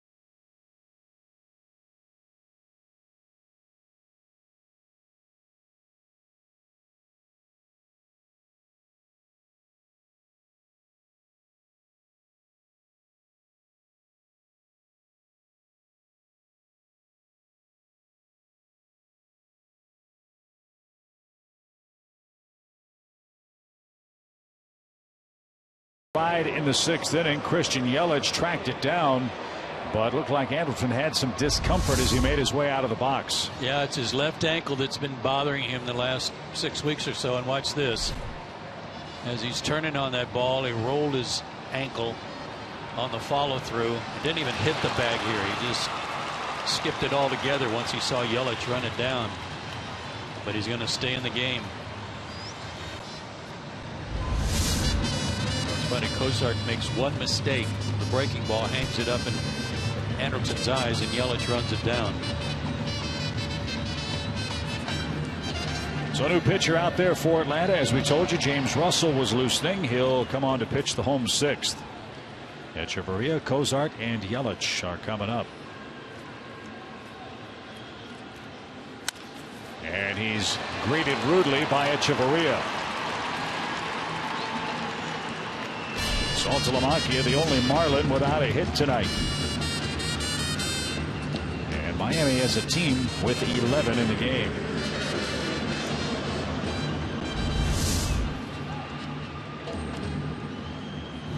Center cut.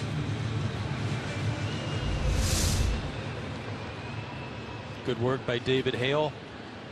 Kept the ball down, had his good sinker working. 4 batters, 4 ground ball outs.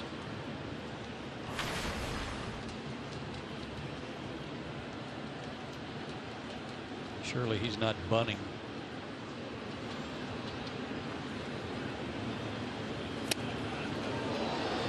Well, stop calling me Shirley, because he was.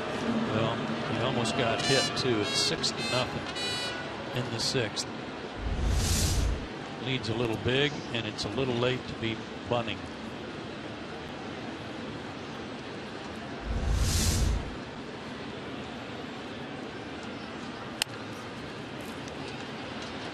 Got it down, and Freeman with flip to first. Echeverria at second, 1 out on the sacrifice. I think Freddie liked that. He shouldn't.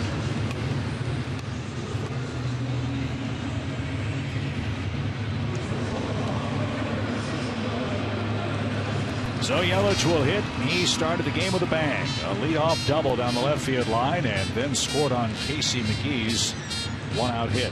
There's some ballparks where you can do that and get away with it because no lead is safe. This is not Wrigley. It's not Coors Field. It's not even Citizens Bank Ballpark.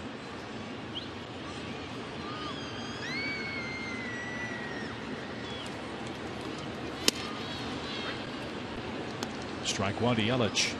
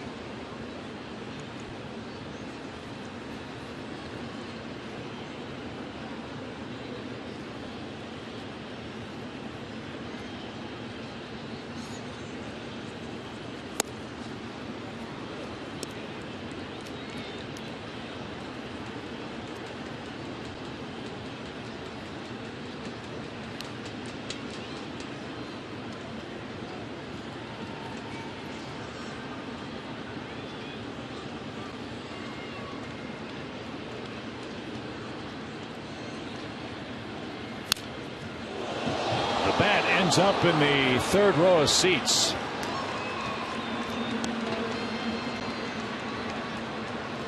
That piece of lumber pinwheeled right over the top of Freddie Gonzalez and Roger McDowell, and ended up in an empty row before ricocheting back to that fan sitting in the 3rd row. Yeah, catch your breath, young lady. Fortunately, a lot of empty seats right there.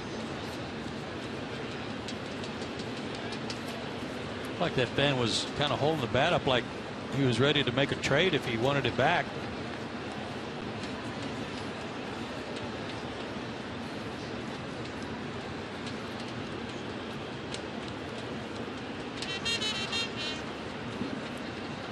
Now the 2-2 pitch. And he's down on strikes. Good pitch from Mr. Russell. 2 out.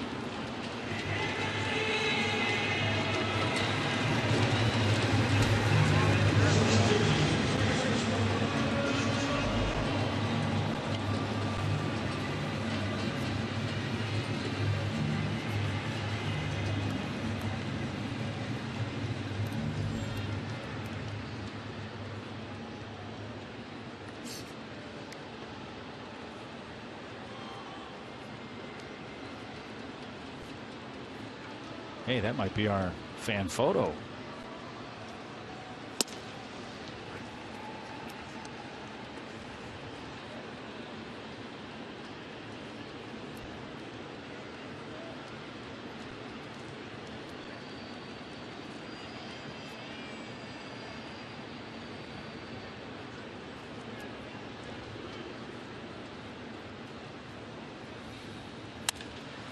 Base hit to right field. Here comes Echeverria around third. Hayward's throw to the plate is going to be on target, but the ball skips away from Gaddis.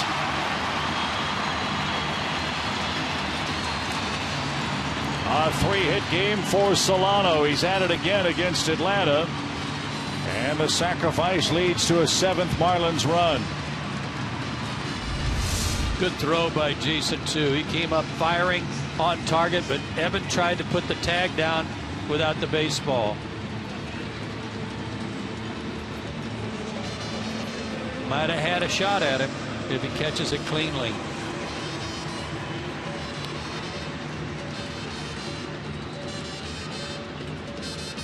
Good throw.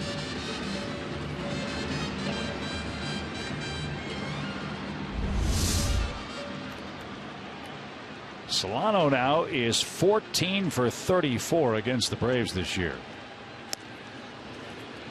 And Miami leads 7-0 on 12 hits.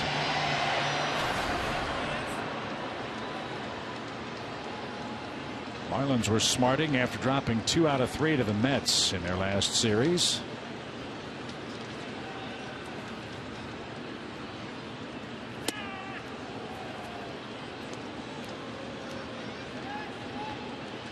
They lost 4-3, 8-6, and won 9-6.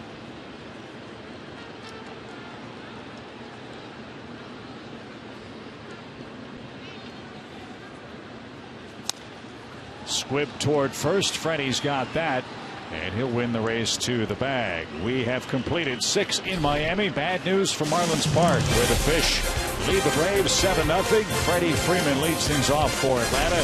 He'll be followed by Upton and Gaddis. It's gotten late in South Florida.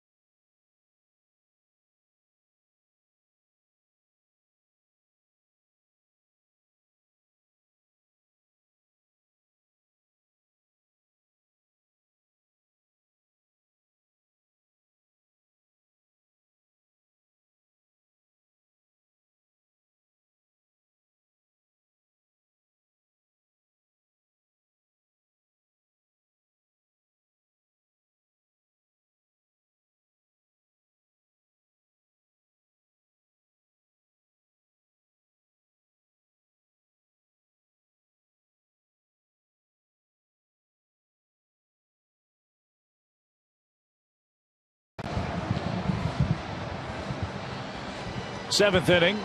3-4-5 coming up for Atlanta in game one of our series. Jared Cosart, the story on the mound for Miami. At one point retired 13 men. He set down 14 of the last 15 he has faced. And he's had every weapon at his command.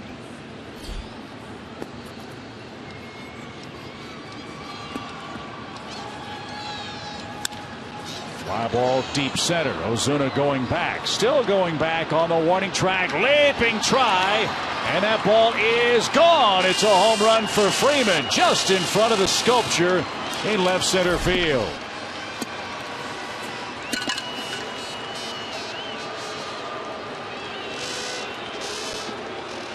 So the Braves' first baseman spoils the shutout bid. He hits his 18th home run. And it's the first one allowed by Cosart as a Marlin. This is his 6th start.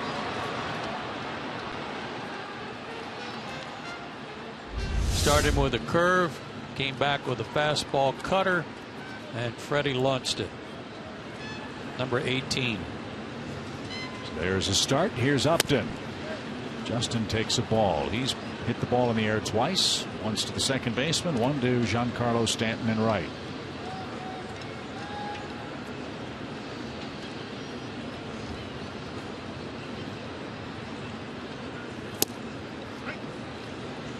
It finally dawned on me whose motion Cosart's reminds me of. Brandon Beachy. Really? Just the hands together, very simple turn. And he lets it go. Maybe a little more movement with his hands than Brandon does. But you're right. Good call.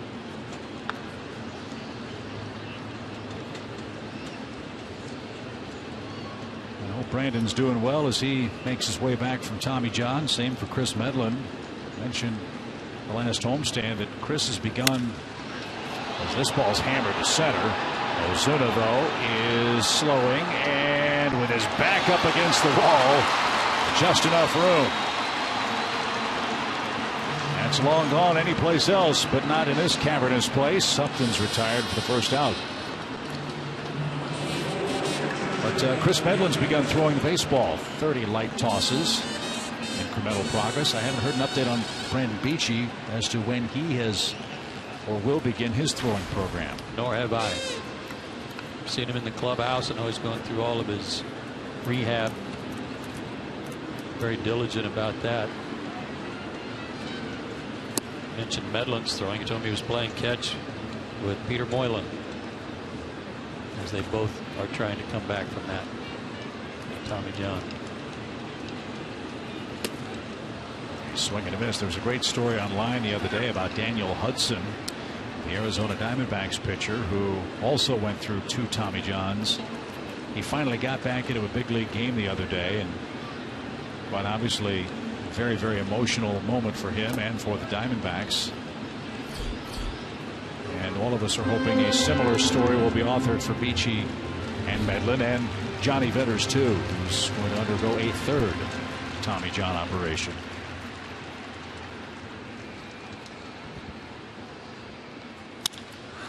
Gaddis skies one toward shallow right. Giancarlo Stanton's under that and has it for the second out.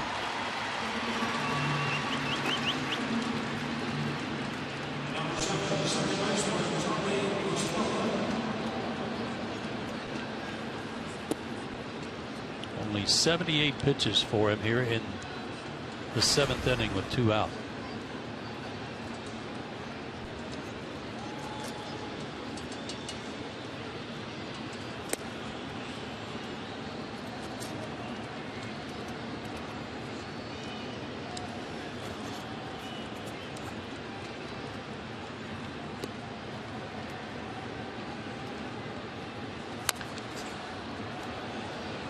That's Smarts. 1 ball, 1 strike.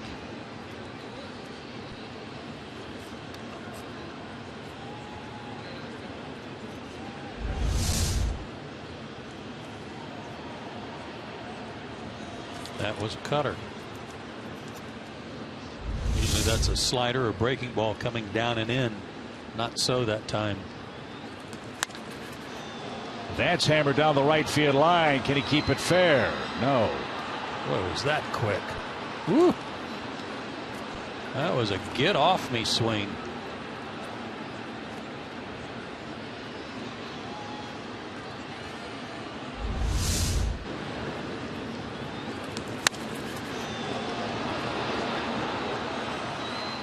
Really quick to the baseball.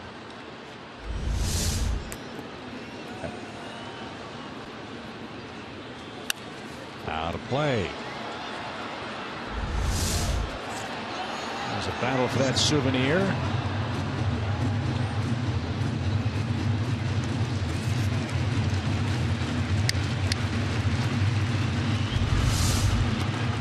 Oh.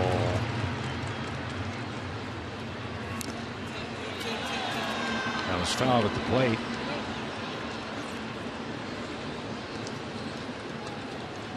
While they were chasing down that souvenir, that little guy might have gotten squished, but that fan who caught the baseball, I believe, gave it to him.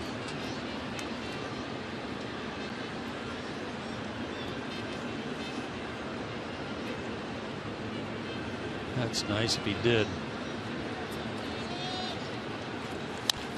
Little roller out towards second, and that'll take care of Atlanta in the 7th. But Freddie Freeman spoils the shutout bid. He hits a long home run, and that young man, no crime in baseball. He's the man of steel. Tough guy with a souvenir and a lifetime memory.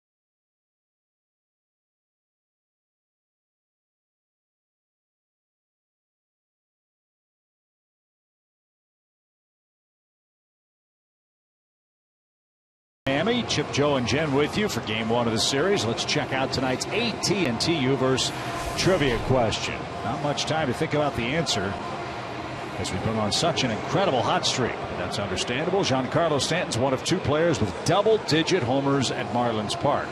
Who's the other? Is that this year or is that career? Well, it's only been in existence since 2012. It's all time. So only 2 players all time have hit more than 9 homers in this park. Stanton is one of them.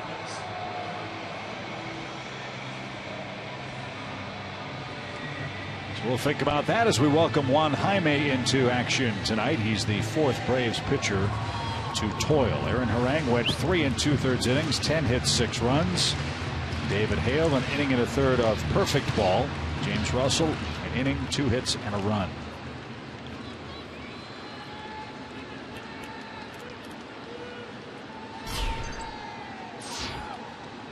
With Juan, it's never a question of velocity. It is a question of accuracy. Yes. Location, location, location. 2/3 of an inning against the Phillies on September 1st. 2 hits, 2 walks, 2 runs, 2 strikeouts. Hammered left center field and deep. Will it hang up for either Upton? It will. It's Justin who gets there. And McGee is retired with a long, loud out. One down.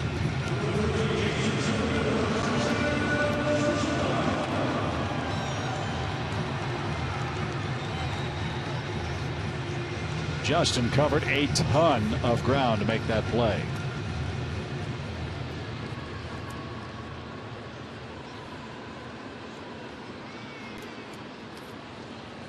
Hey, Juan, you may want to step off and let your left fielder get back to his position. Up and in. I mean, Justin was still jogging back to left field when Gaddis was putting his signs down. That's part of Evans' job too. He can see out that way.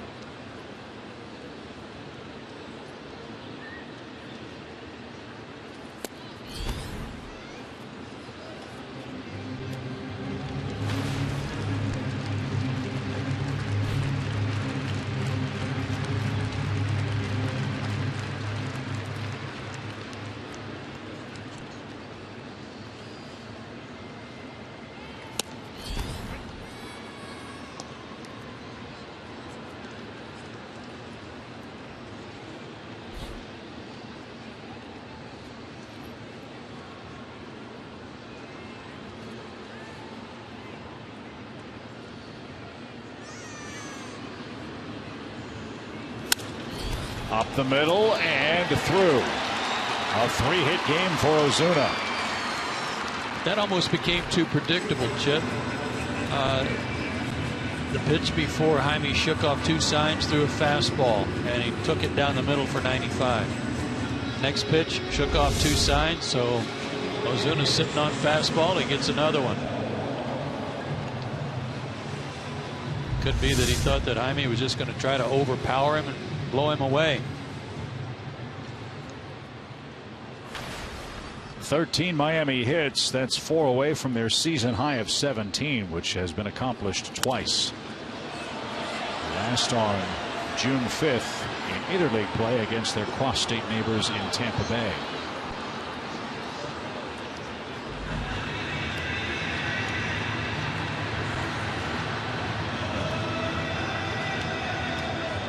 Justin Bour has shown he can hit him a long way. He hit an RBI double high off the center field fence back in the 3rd inning for the Fish. And on a play, strike 2. I would think in this day and age of Major League Baseball, with strikeouts up and offense down, any hitter that shows any kind of ability to hit the ball to gaps or over the fence will get extended looks by any major league club, and especially so here in Miami, which hasn't gotten all that they had hoped for out of Garrett Jones at first base. Yeah, I think that's what they were hoping for when they called him up during an extended interleague play action. They thought they could kind of load up with the big guy for DHing and pinch hitting. Just didn't work out that way. Well, he's got 2 hits tonight. And that single's going to chase Ozuna all the way around to 3rd base. And Moore is 2 for 4, and Miami threatens again.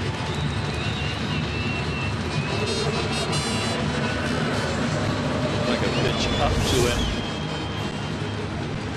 Yeah. And with Freddie holding the runner on, no chance. He's a big guy. You figure out how big.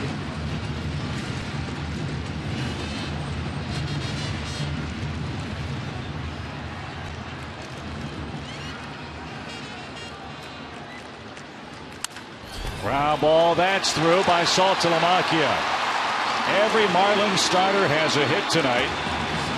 And Salty with his 42nd RBI, 3 straight Miami singles. It's 8-1. For those interested, Bour is 6'4", 250. 2 straight hits on fastballs, make it a 3rd.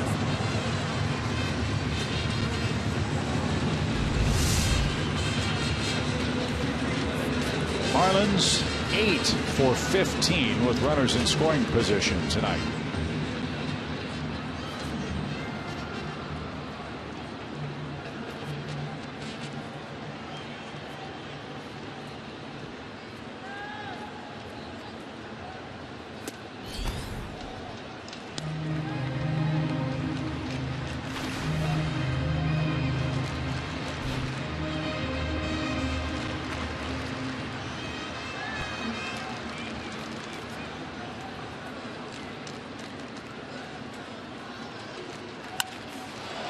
line drive right field. That's going to get down for a hit. 4 around third. The play at the plate, not in time.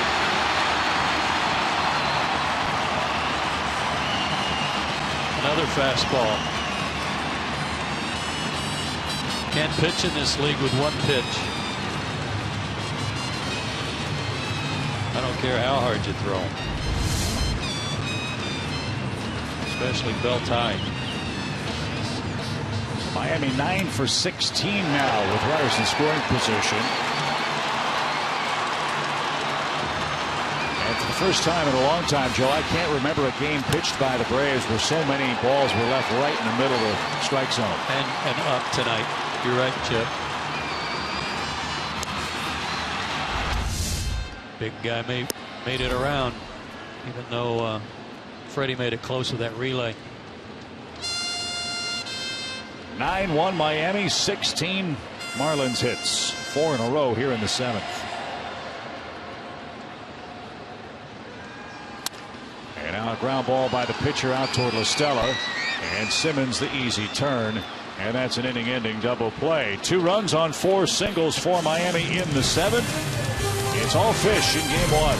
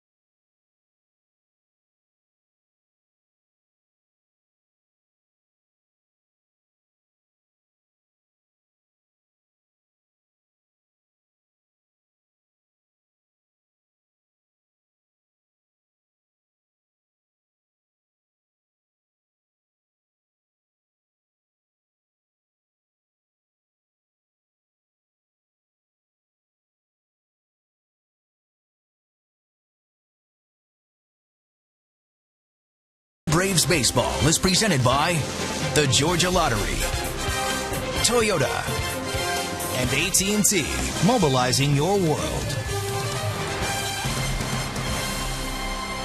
It's all Marlins, 9-1. Atlanta just 3 hits. Miami 1 hit shy of their season high of 17 here in game 1. Star Wars fans, join us at Turner Field Friday, September 19th. Dress up as your favorite Star Wars character. March in a pregame parade around the field, and you'll get limited edition Braves Star Wars shirts and a ticket to the game. Go to Braves.com/Star Wars today. And a great idea would be for you to tune in tomorrow night here at Marlins Park, because it's Star Wars night here tomorrow night, and you might get some good ideas for what you want to wear to Turner Field. That's a good idea. We have to out-Star Wars them.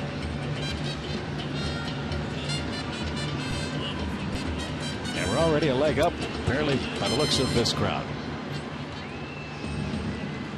Chris Johnson leads things off in the 8th. 7-8-9 for the Braves. Cozart, 85 pitches through 7 innings. This guy could throw a no-hitter someday with his stuff.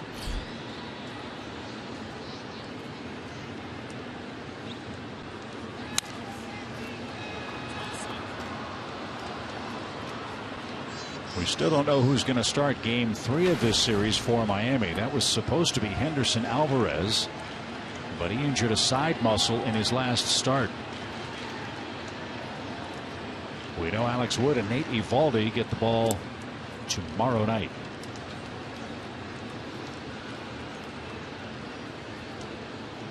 Milwaukee's jumped in front of the Cardinals. They just scored 2 in their half of the 3rd inning. Milwaukee 2, St. Louis nothing at Miller Park. Here it's 9-1 Miami. Brewers were scheduled to get both Ryan Braun and Carlos Gomez back tonight. Braun was away from the team. He and his wife welcomed their first child, a little girl, the other day. And Gomez, who had a sore wrist, was markedly improved in that category. And the Brewers could use both of them. That is the first walk from Cosart tonight. Might recall it was the 8th inning that gave him some trouble in Atlanta. He was breezing along, then gave up back-to-back hits, and that's when he was frustrated and taken out with a big lead. Exactly.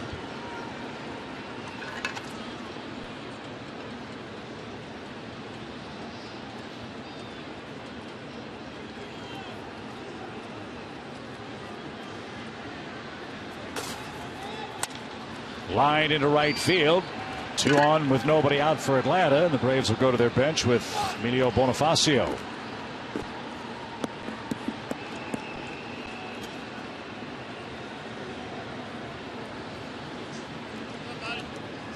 Marlins bullpen is stirring, but no one throwing yet.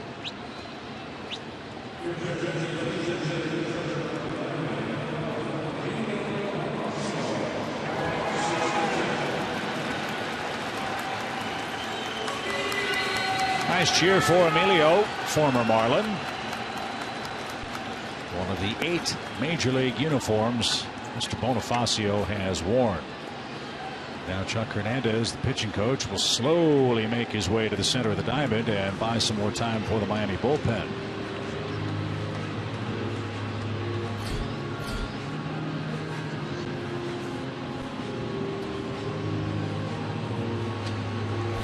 So meeting on the mound here for Miami, and as we promised you earlier tonight, we have our AT&T fan photo of the game. Tweet your photo to #SouthFanPhoto for a chance to have it shown in an upcoming broadcast. That's brought to you by AT&T. North Carolina Braves fans.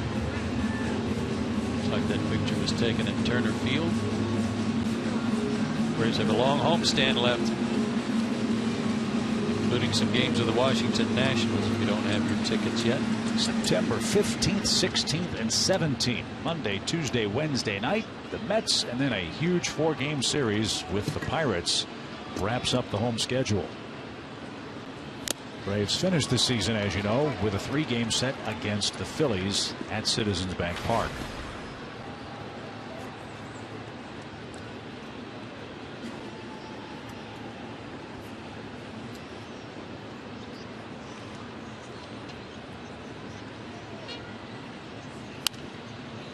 Late swing and into the seats, 0-2.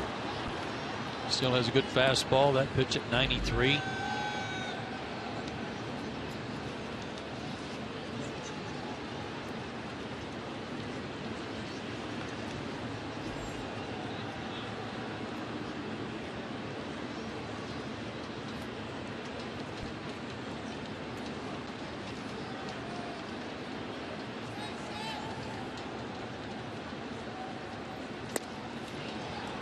Danced around the plate. 1 ball, 2 strikes.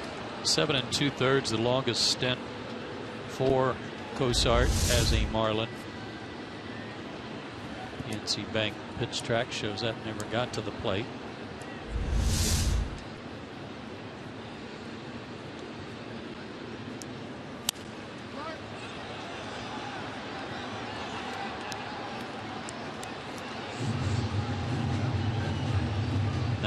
Pitches right now, and that's exactly where he was when he came out of the game at Turner Field after 7 innings plus 2 hitters.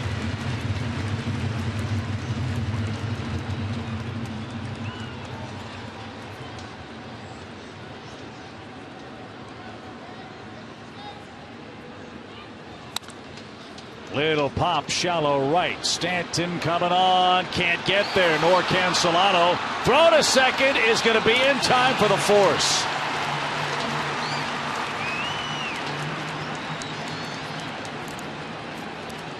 Everybody had to hold because it looked like Solano or Stanton would catch that ball. When it dropped, then it was a race to the bag, and Stanton's throw won the day. BJ trying to decide if he's going to have to go back or go to second. Short throw for Stanton, and a nice dig there by Echeverria to get the short hop throw. That cost Bonifacio a hit too, because that goes in the books as a fielder's choice. 9-6. So first and third, one out now in the eighth for Jason Hayward, who has a double, one of the 4 Atlanta hits in the game. And ball one.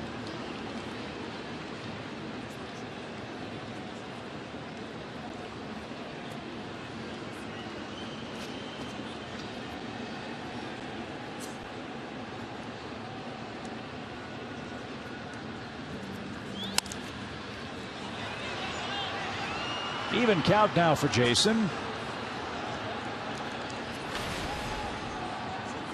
Hayward hitting .337 for the Braves since the 8th of July with 20 multi-hit games in that stretch. You could make the case that this is his most impressive extended stretch of baseball for the Braves in 3 years.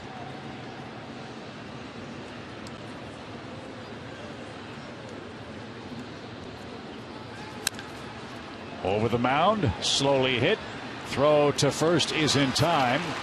Marlins trade the out for the run. Tough play handled by Solano. Give Hayward an RBI, his 56th. That brings home Chris Johnson. It's a 9-2 game now.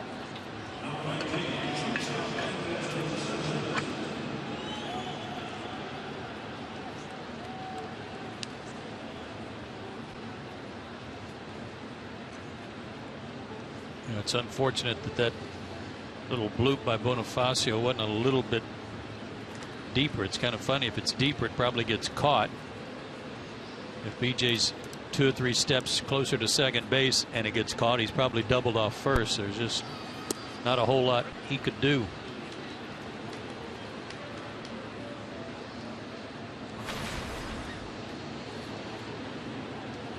One of the hardest hit balls by the Braves was off Andrelton's bat his last time up, but Yelich tracked it down in left center field. Simmons 0 for 3. Ground ball up the middle. That's a base hit. And that's going to score Bonifacio. So Andrelton Simmons drives home a run. And now it's a 9-3 game. And Freddie Freeman is coming up. And will that be the end of the line for Cozart? It appears that it will. Well, it's definitely the most runs the Braves have been able to parlay against Mr. Cozart. That pitch was up. And Anderson stayed with it, banged it back through the middle. Well, Mr. Cozart has been a handful. We won't have to watch him pitch until next year, and that's a good thing. He leads 9-3.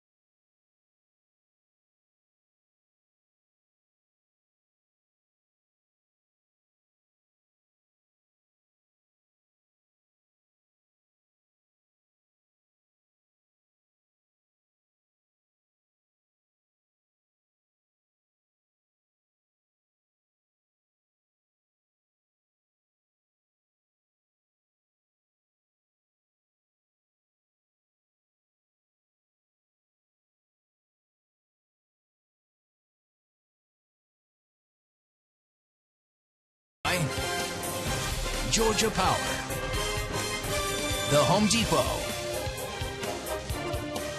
and Limpy. Try the new Hoboken Hero filled with savory Italian flavors. Limpy, America's Sub Shop.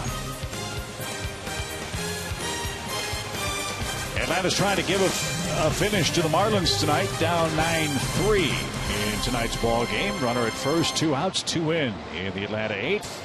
Jared Cozart appears to be a frustrated young man as he couldn't finish this 8th inning with a big lead. Boy, lighten up.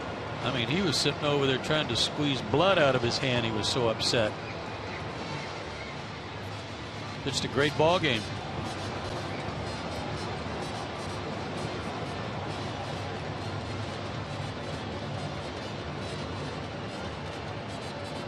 So he'll turn things over to Dan Jennings, a man that we've seen quite a bit. And when hitters see him, they don't like it too much. Look at that ERA in 39 games. Yeah, he was just on the disabled list, came back a couple of days ago from concussion symptoms. That ball's hammered deep center. Ozuna back and gets there to retire Freddie Freeman and the Braves. Atlanta scores twice on 2 hits and a walk. And this game goes to the home 8th.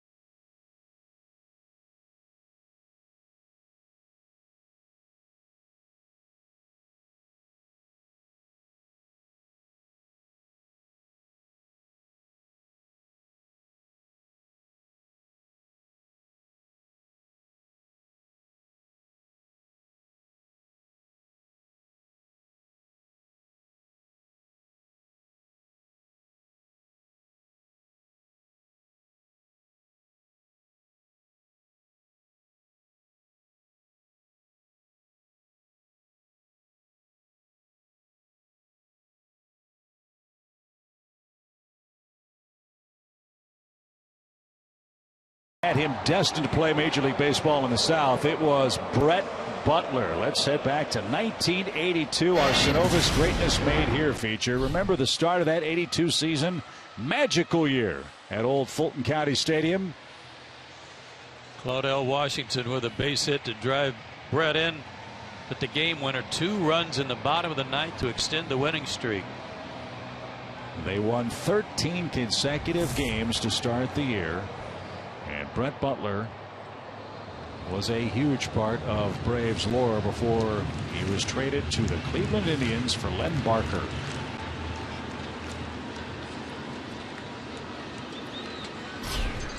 And Brett Butler went on to become one of the game's great bunters. He has the record for most bunts in a big league career. We talked about that when we saw the Marlins earlier this year. Now manning the third base coaching box. Gus Schlosser's on to pitch. He was brought up today. Had a good year at Gwinnett, 7-6, 4.17 ERA. Last 7 outings, and 8 of his last 10 were out of the bullpen. Perhaps to prepare him for this occasion of getting called up. Last appeared in the big leagues for the Braves on June 28th against Philadelphia.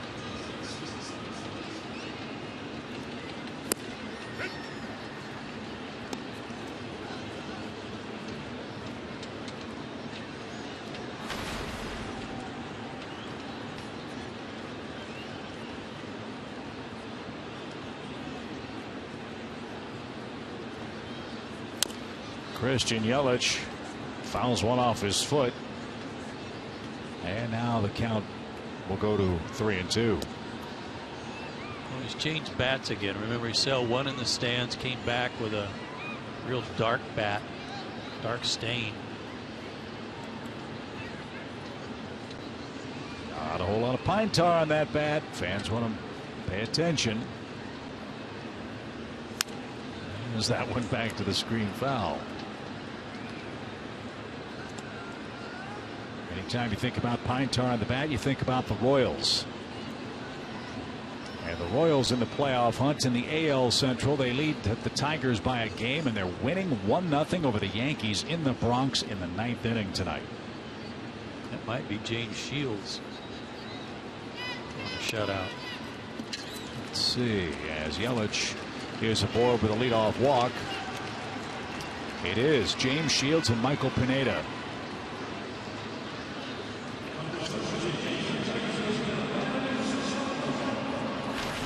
Giants Tigers either still raining or the game suspended. We can't tell from the scoreboard here. It was 6-0 San Francisco at Comerica Park. Milwaukee 2, St. Louis 0, bottom 4. Cubs and Pirates suspended 2-2. They'll finish that game tomorrow afternoon. Mets all over the Reds, 10-2 in the 7th. Nationals 5-2 over the Phillies in the bottom of the 7th inning at Nationals Park.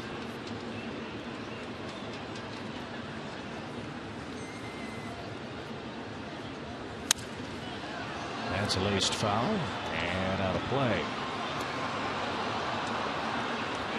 Steven Strasburg is pitching for Washington tonight. Nats have won 11 of their last 12 home games. Strasburg's had a hand in that. And he's already set the all-time Washington Nationals single-season strikeout record. He entered play tonight with 210 of them. Well, all that help the Braves were counting on when they went out west to play Seattle and Los Angeles did not happen. They won 4 out of 6 games and played great baseball and excellent come-from-behind baseball. When you have a team that is maybe a team of destiny in the division, you get performances like the one Adam LaRoche had. As that one's looped over short, and that's going to drop for the 17th Marlins hit. That ties their season high. Yelich all the way around to third as Solano has a 4-hit game tonight. Somebody tell him what's coming. Remember, LaRoche didn't start, bad back, came into the 9th inning and had, what, 5 RBIs? Yeah, he had 3 hits and 5 RBIs and didn't play till the 9th inning.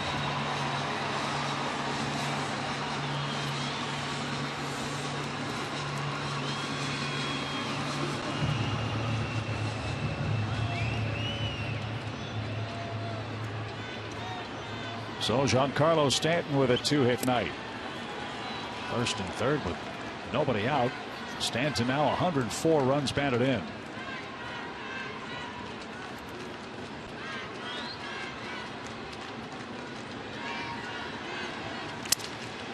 Broken bat and out of play. Let's revisit the AT&T Uverse trivia question. Remember, we asked you, name the 2 players who have hit 10 or more home runs in Marlins Park. You know Stanton's one of them. Any guesses as to who the other is? I got 2 guys, John Buck and Justin Ruggiano.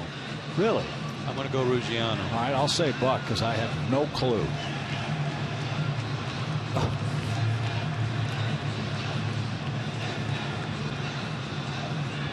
Fashaw. Well, Marcelo Zuna has 12 of them.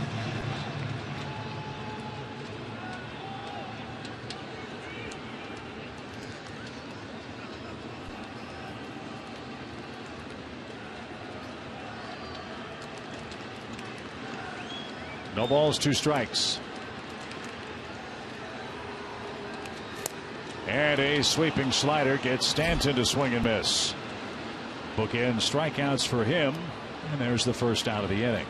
boy, sad news out of Arlington, Texas. I was really saddened to hear of the resignation of Ron Washington, the manager of the Rangers. He's a good friend. He's a great baseball man. He's got more wins than any manager in Texas Ranger history. He's done wonders for that organization, and Just hate that he has resigned. I will miss seeing him when we finish up the road trip there. Tim Bogar, I believe, was the man that took over on an interim basis for the Rangers.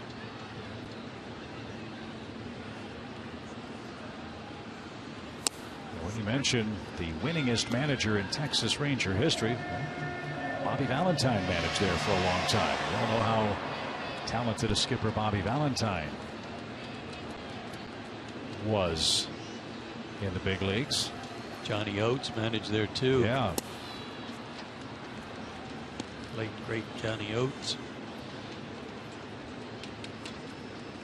And you talk about the thrill of victory, agony of defeat. I think that that Texas ball club would certainly apply a strike away, not once but twice, from winning the World Series, and the Cardinals just wouldn't go away, wouldn't die. David Freese. And then this year for Texas, the start of the spring, many thought they would contend for the Western Division Championship. As Schlosser misses low to load the bases. The Rangers have used 60 some odd players this year. They've used the DL 25, 26 different times. And they have already been eliminated, as has been Houston. But they're in 5th place. Houston's in 4th. And they too let their manager go, Bull Porter, earlier in the week.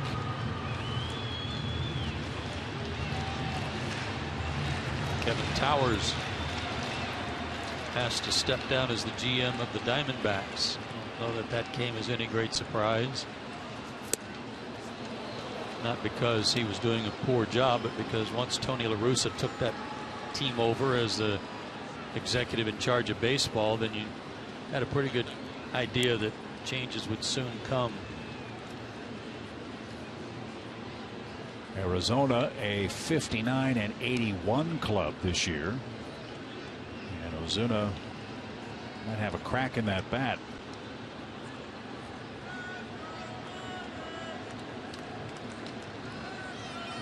Five Marlins have multi-hit games tonight, including Ozuna, who has 3 of them. Well, everybody's driven in a run except Yelich and the pitcher.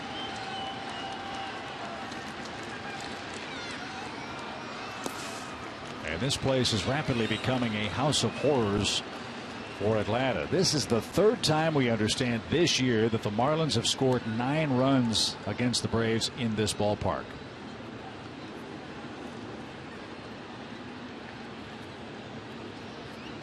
And at least 2 of those were games started by Aaron Harang, who has not been able to solve Miami this season. He got lit up in this game as that one almost picked off Yelich and foul ground at 3rd.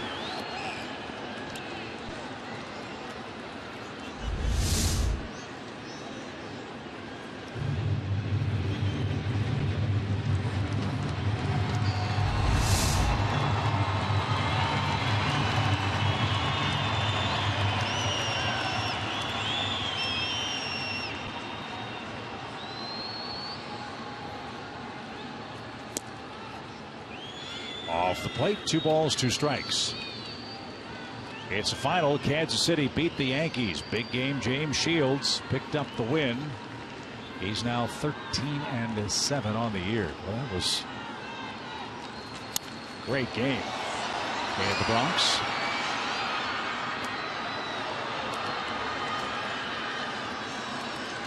The Royals will win their 4th consecutive game and their 40th road game this year.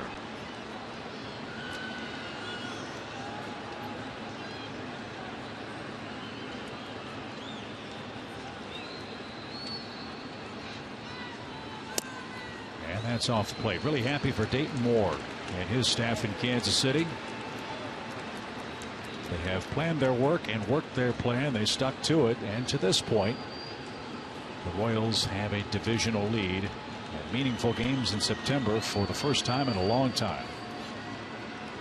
Payoff pitch for Ozuna is fouled at the plate.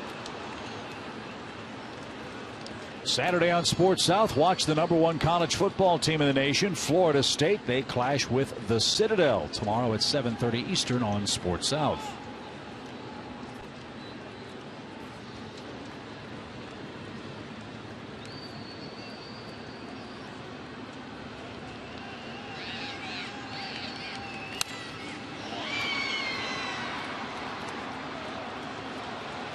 Partner uses the term be greedy as an offensive player. You can see that greed in a good way from an offensive standpoint from Ozuna here. He's got 3 hits. He wants a 4th. And he's got a couple of RBIs. And he wants at least 3. Well, especially with 1 out. A fly ball will get him another one. There's the fly ball, and it's well hit. Upton on the run, out toward that Bermuda Triangle. That ball is going to bounce off the warning track and up against the fence. 2 more runs are going to score, and Miami has scored 11 times tonight.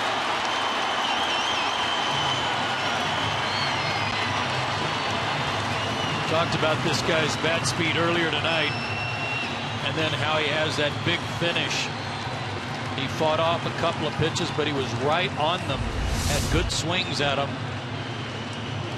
Got a sinker that didn't sink.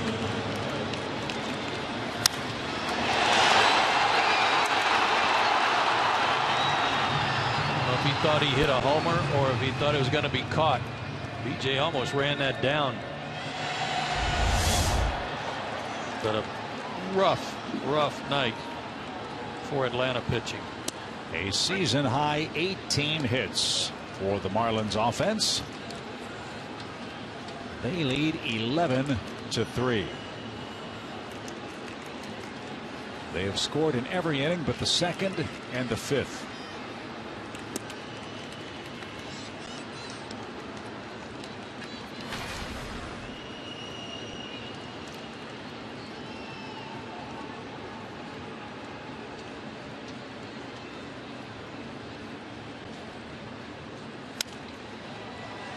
Fly ball foul by Bohr, and the count to him 1-2.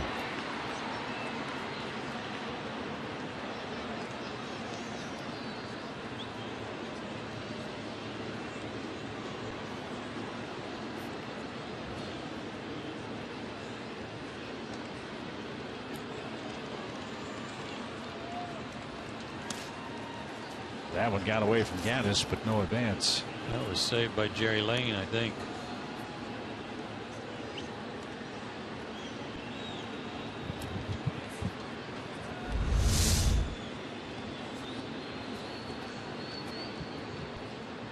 Got through and hit his shin guard, hit Lane's shin guard.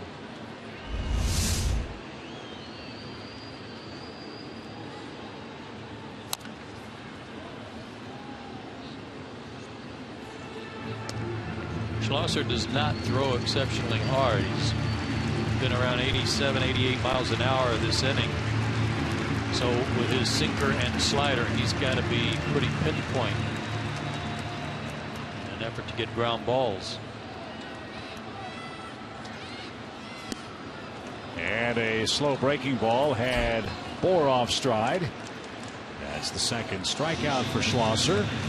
And that'll be his 34th and final pitch, it would appear, in the 8th inning.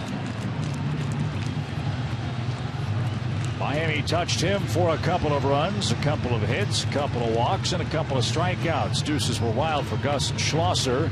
He'll depart with Miami up 11-3.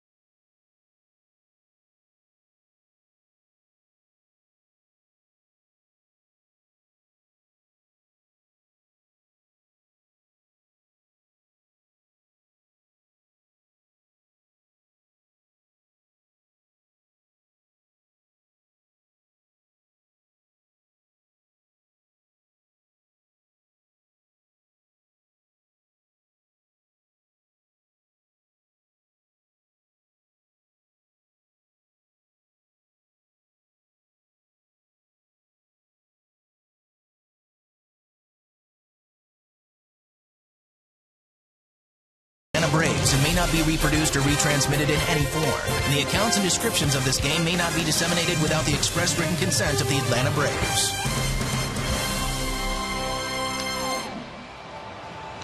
Well, let's move past the score and tell you about Luis Avilan. He's the new pitcher for the Braves with 2 in, 2 on, and 2 out in the Marlins' 8th. Luis has pitched much better since he got called up back up on the 14th of August from Gwinnett, and in fact has not allowed a run in his last 5 outings to get his ERA down to 4.5. Was in 3 games on the homestand. Worked an inning and 2/3 total. No hits, runs, walks, or strikeouts.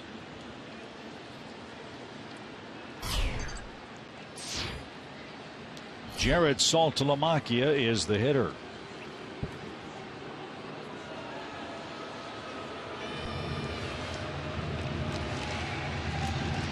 Avilan just checked in, but he was on the mound, and before he throws a pitch, they got to meet again. A lot of meetings on the mound tonight.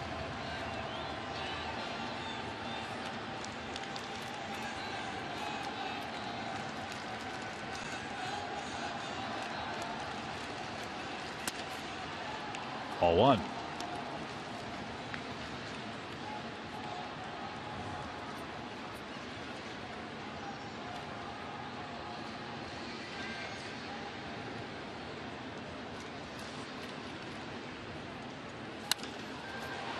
That's whistled into the seats and out of play. 1 ball, 1 strike. Last year we routinely saw Luis sitting 93, 94 miles an hour, usually around 94. This year he's been around 91.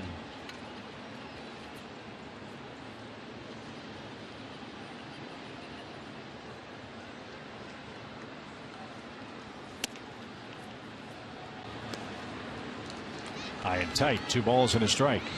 And it seems since he came back, he's come back with a little different start. He comes set, he's a little more bent at the waist.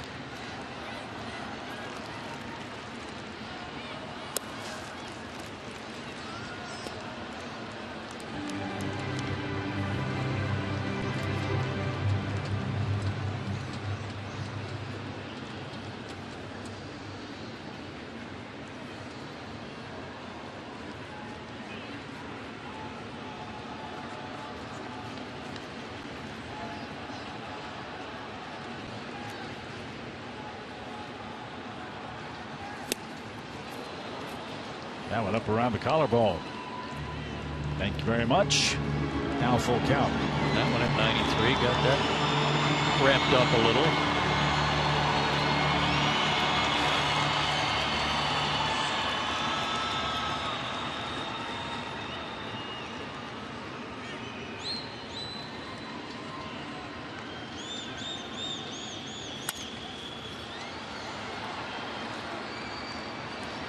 Salty, the 7th Marlin to hit in the inning. The Braves tonight have won 1-2-3 defensive inning. 1. Marlins have a season high 18 hits and have scored 11 runs.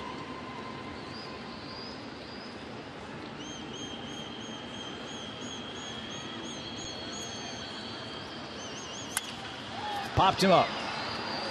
La Stella in shallow right says he has it, and he does, and that ends the 8th. 2 more across for the Marlins. Last call for Atlanta heading to the 9th.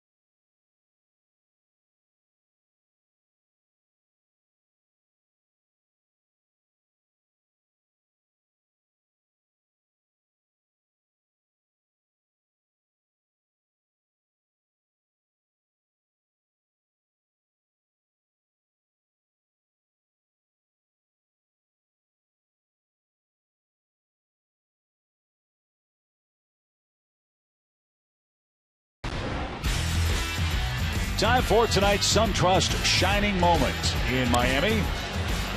And Freddie Freeman has taken out a season's worth of offensive misery on that baseball and the Marlins tonight. A long 7th-inning homer accounted for the first Braves run.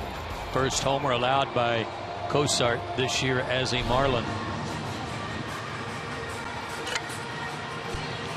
So now Atlanta will take a look at Sam Dyson. He'll come on to pitch the 9th. Dyson follows Jennings and Cosart, who's in line to win his 4th for the Marlins this evening. We saw Dyson up in Atlanta, didn't we? We did. Low to mid-90s, slider and a change.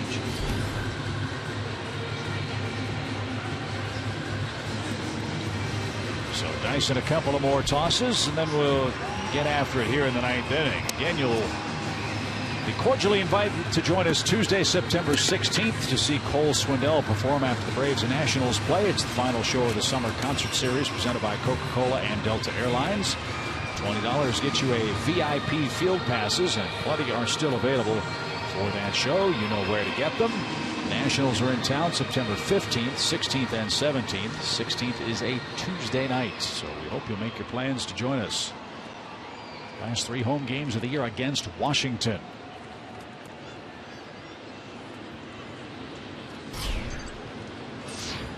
So Dyson versus Upton.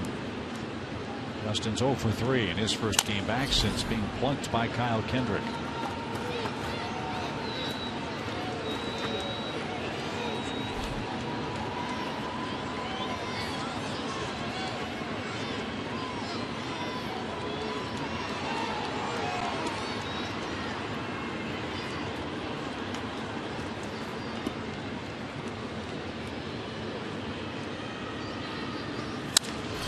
Fly ball center.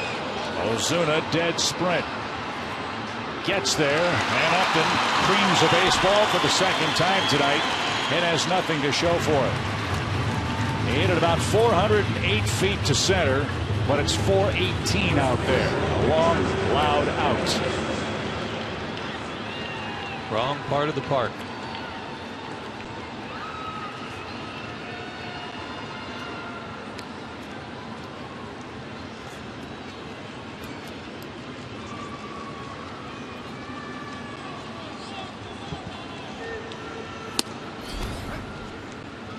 Evan Gattis had the first and only Braves hit.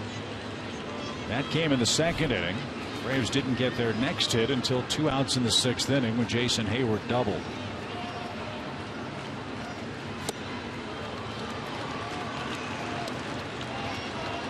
And quickly Dyson ahead 0-2.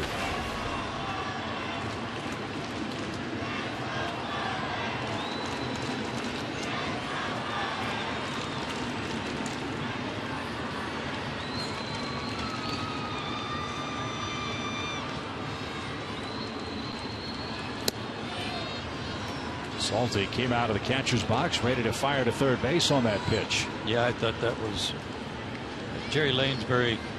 The hitter hears it, catcher hears it. We're the last to know, but I thought he was about to ring him up.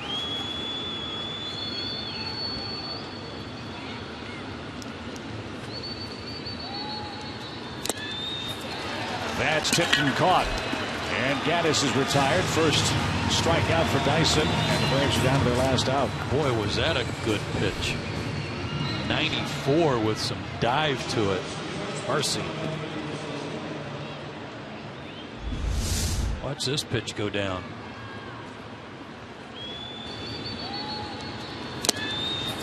About tipped up. Make it look like it sunk even more, but that was hard. La Stella bouncing ball right side. Solano's got it. And the Marlins thrashed the Braves in game 1. 11-3 is your final score. Jared Cosart was very impressive. Aaron Harang struggles against Miami continued. And a 4-hit game by Donovan Solano. A 4-hit game by Marcell Ozuna. Too much for the Braves to overcome in game 1 tonight.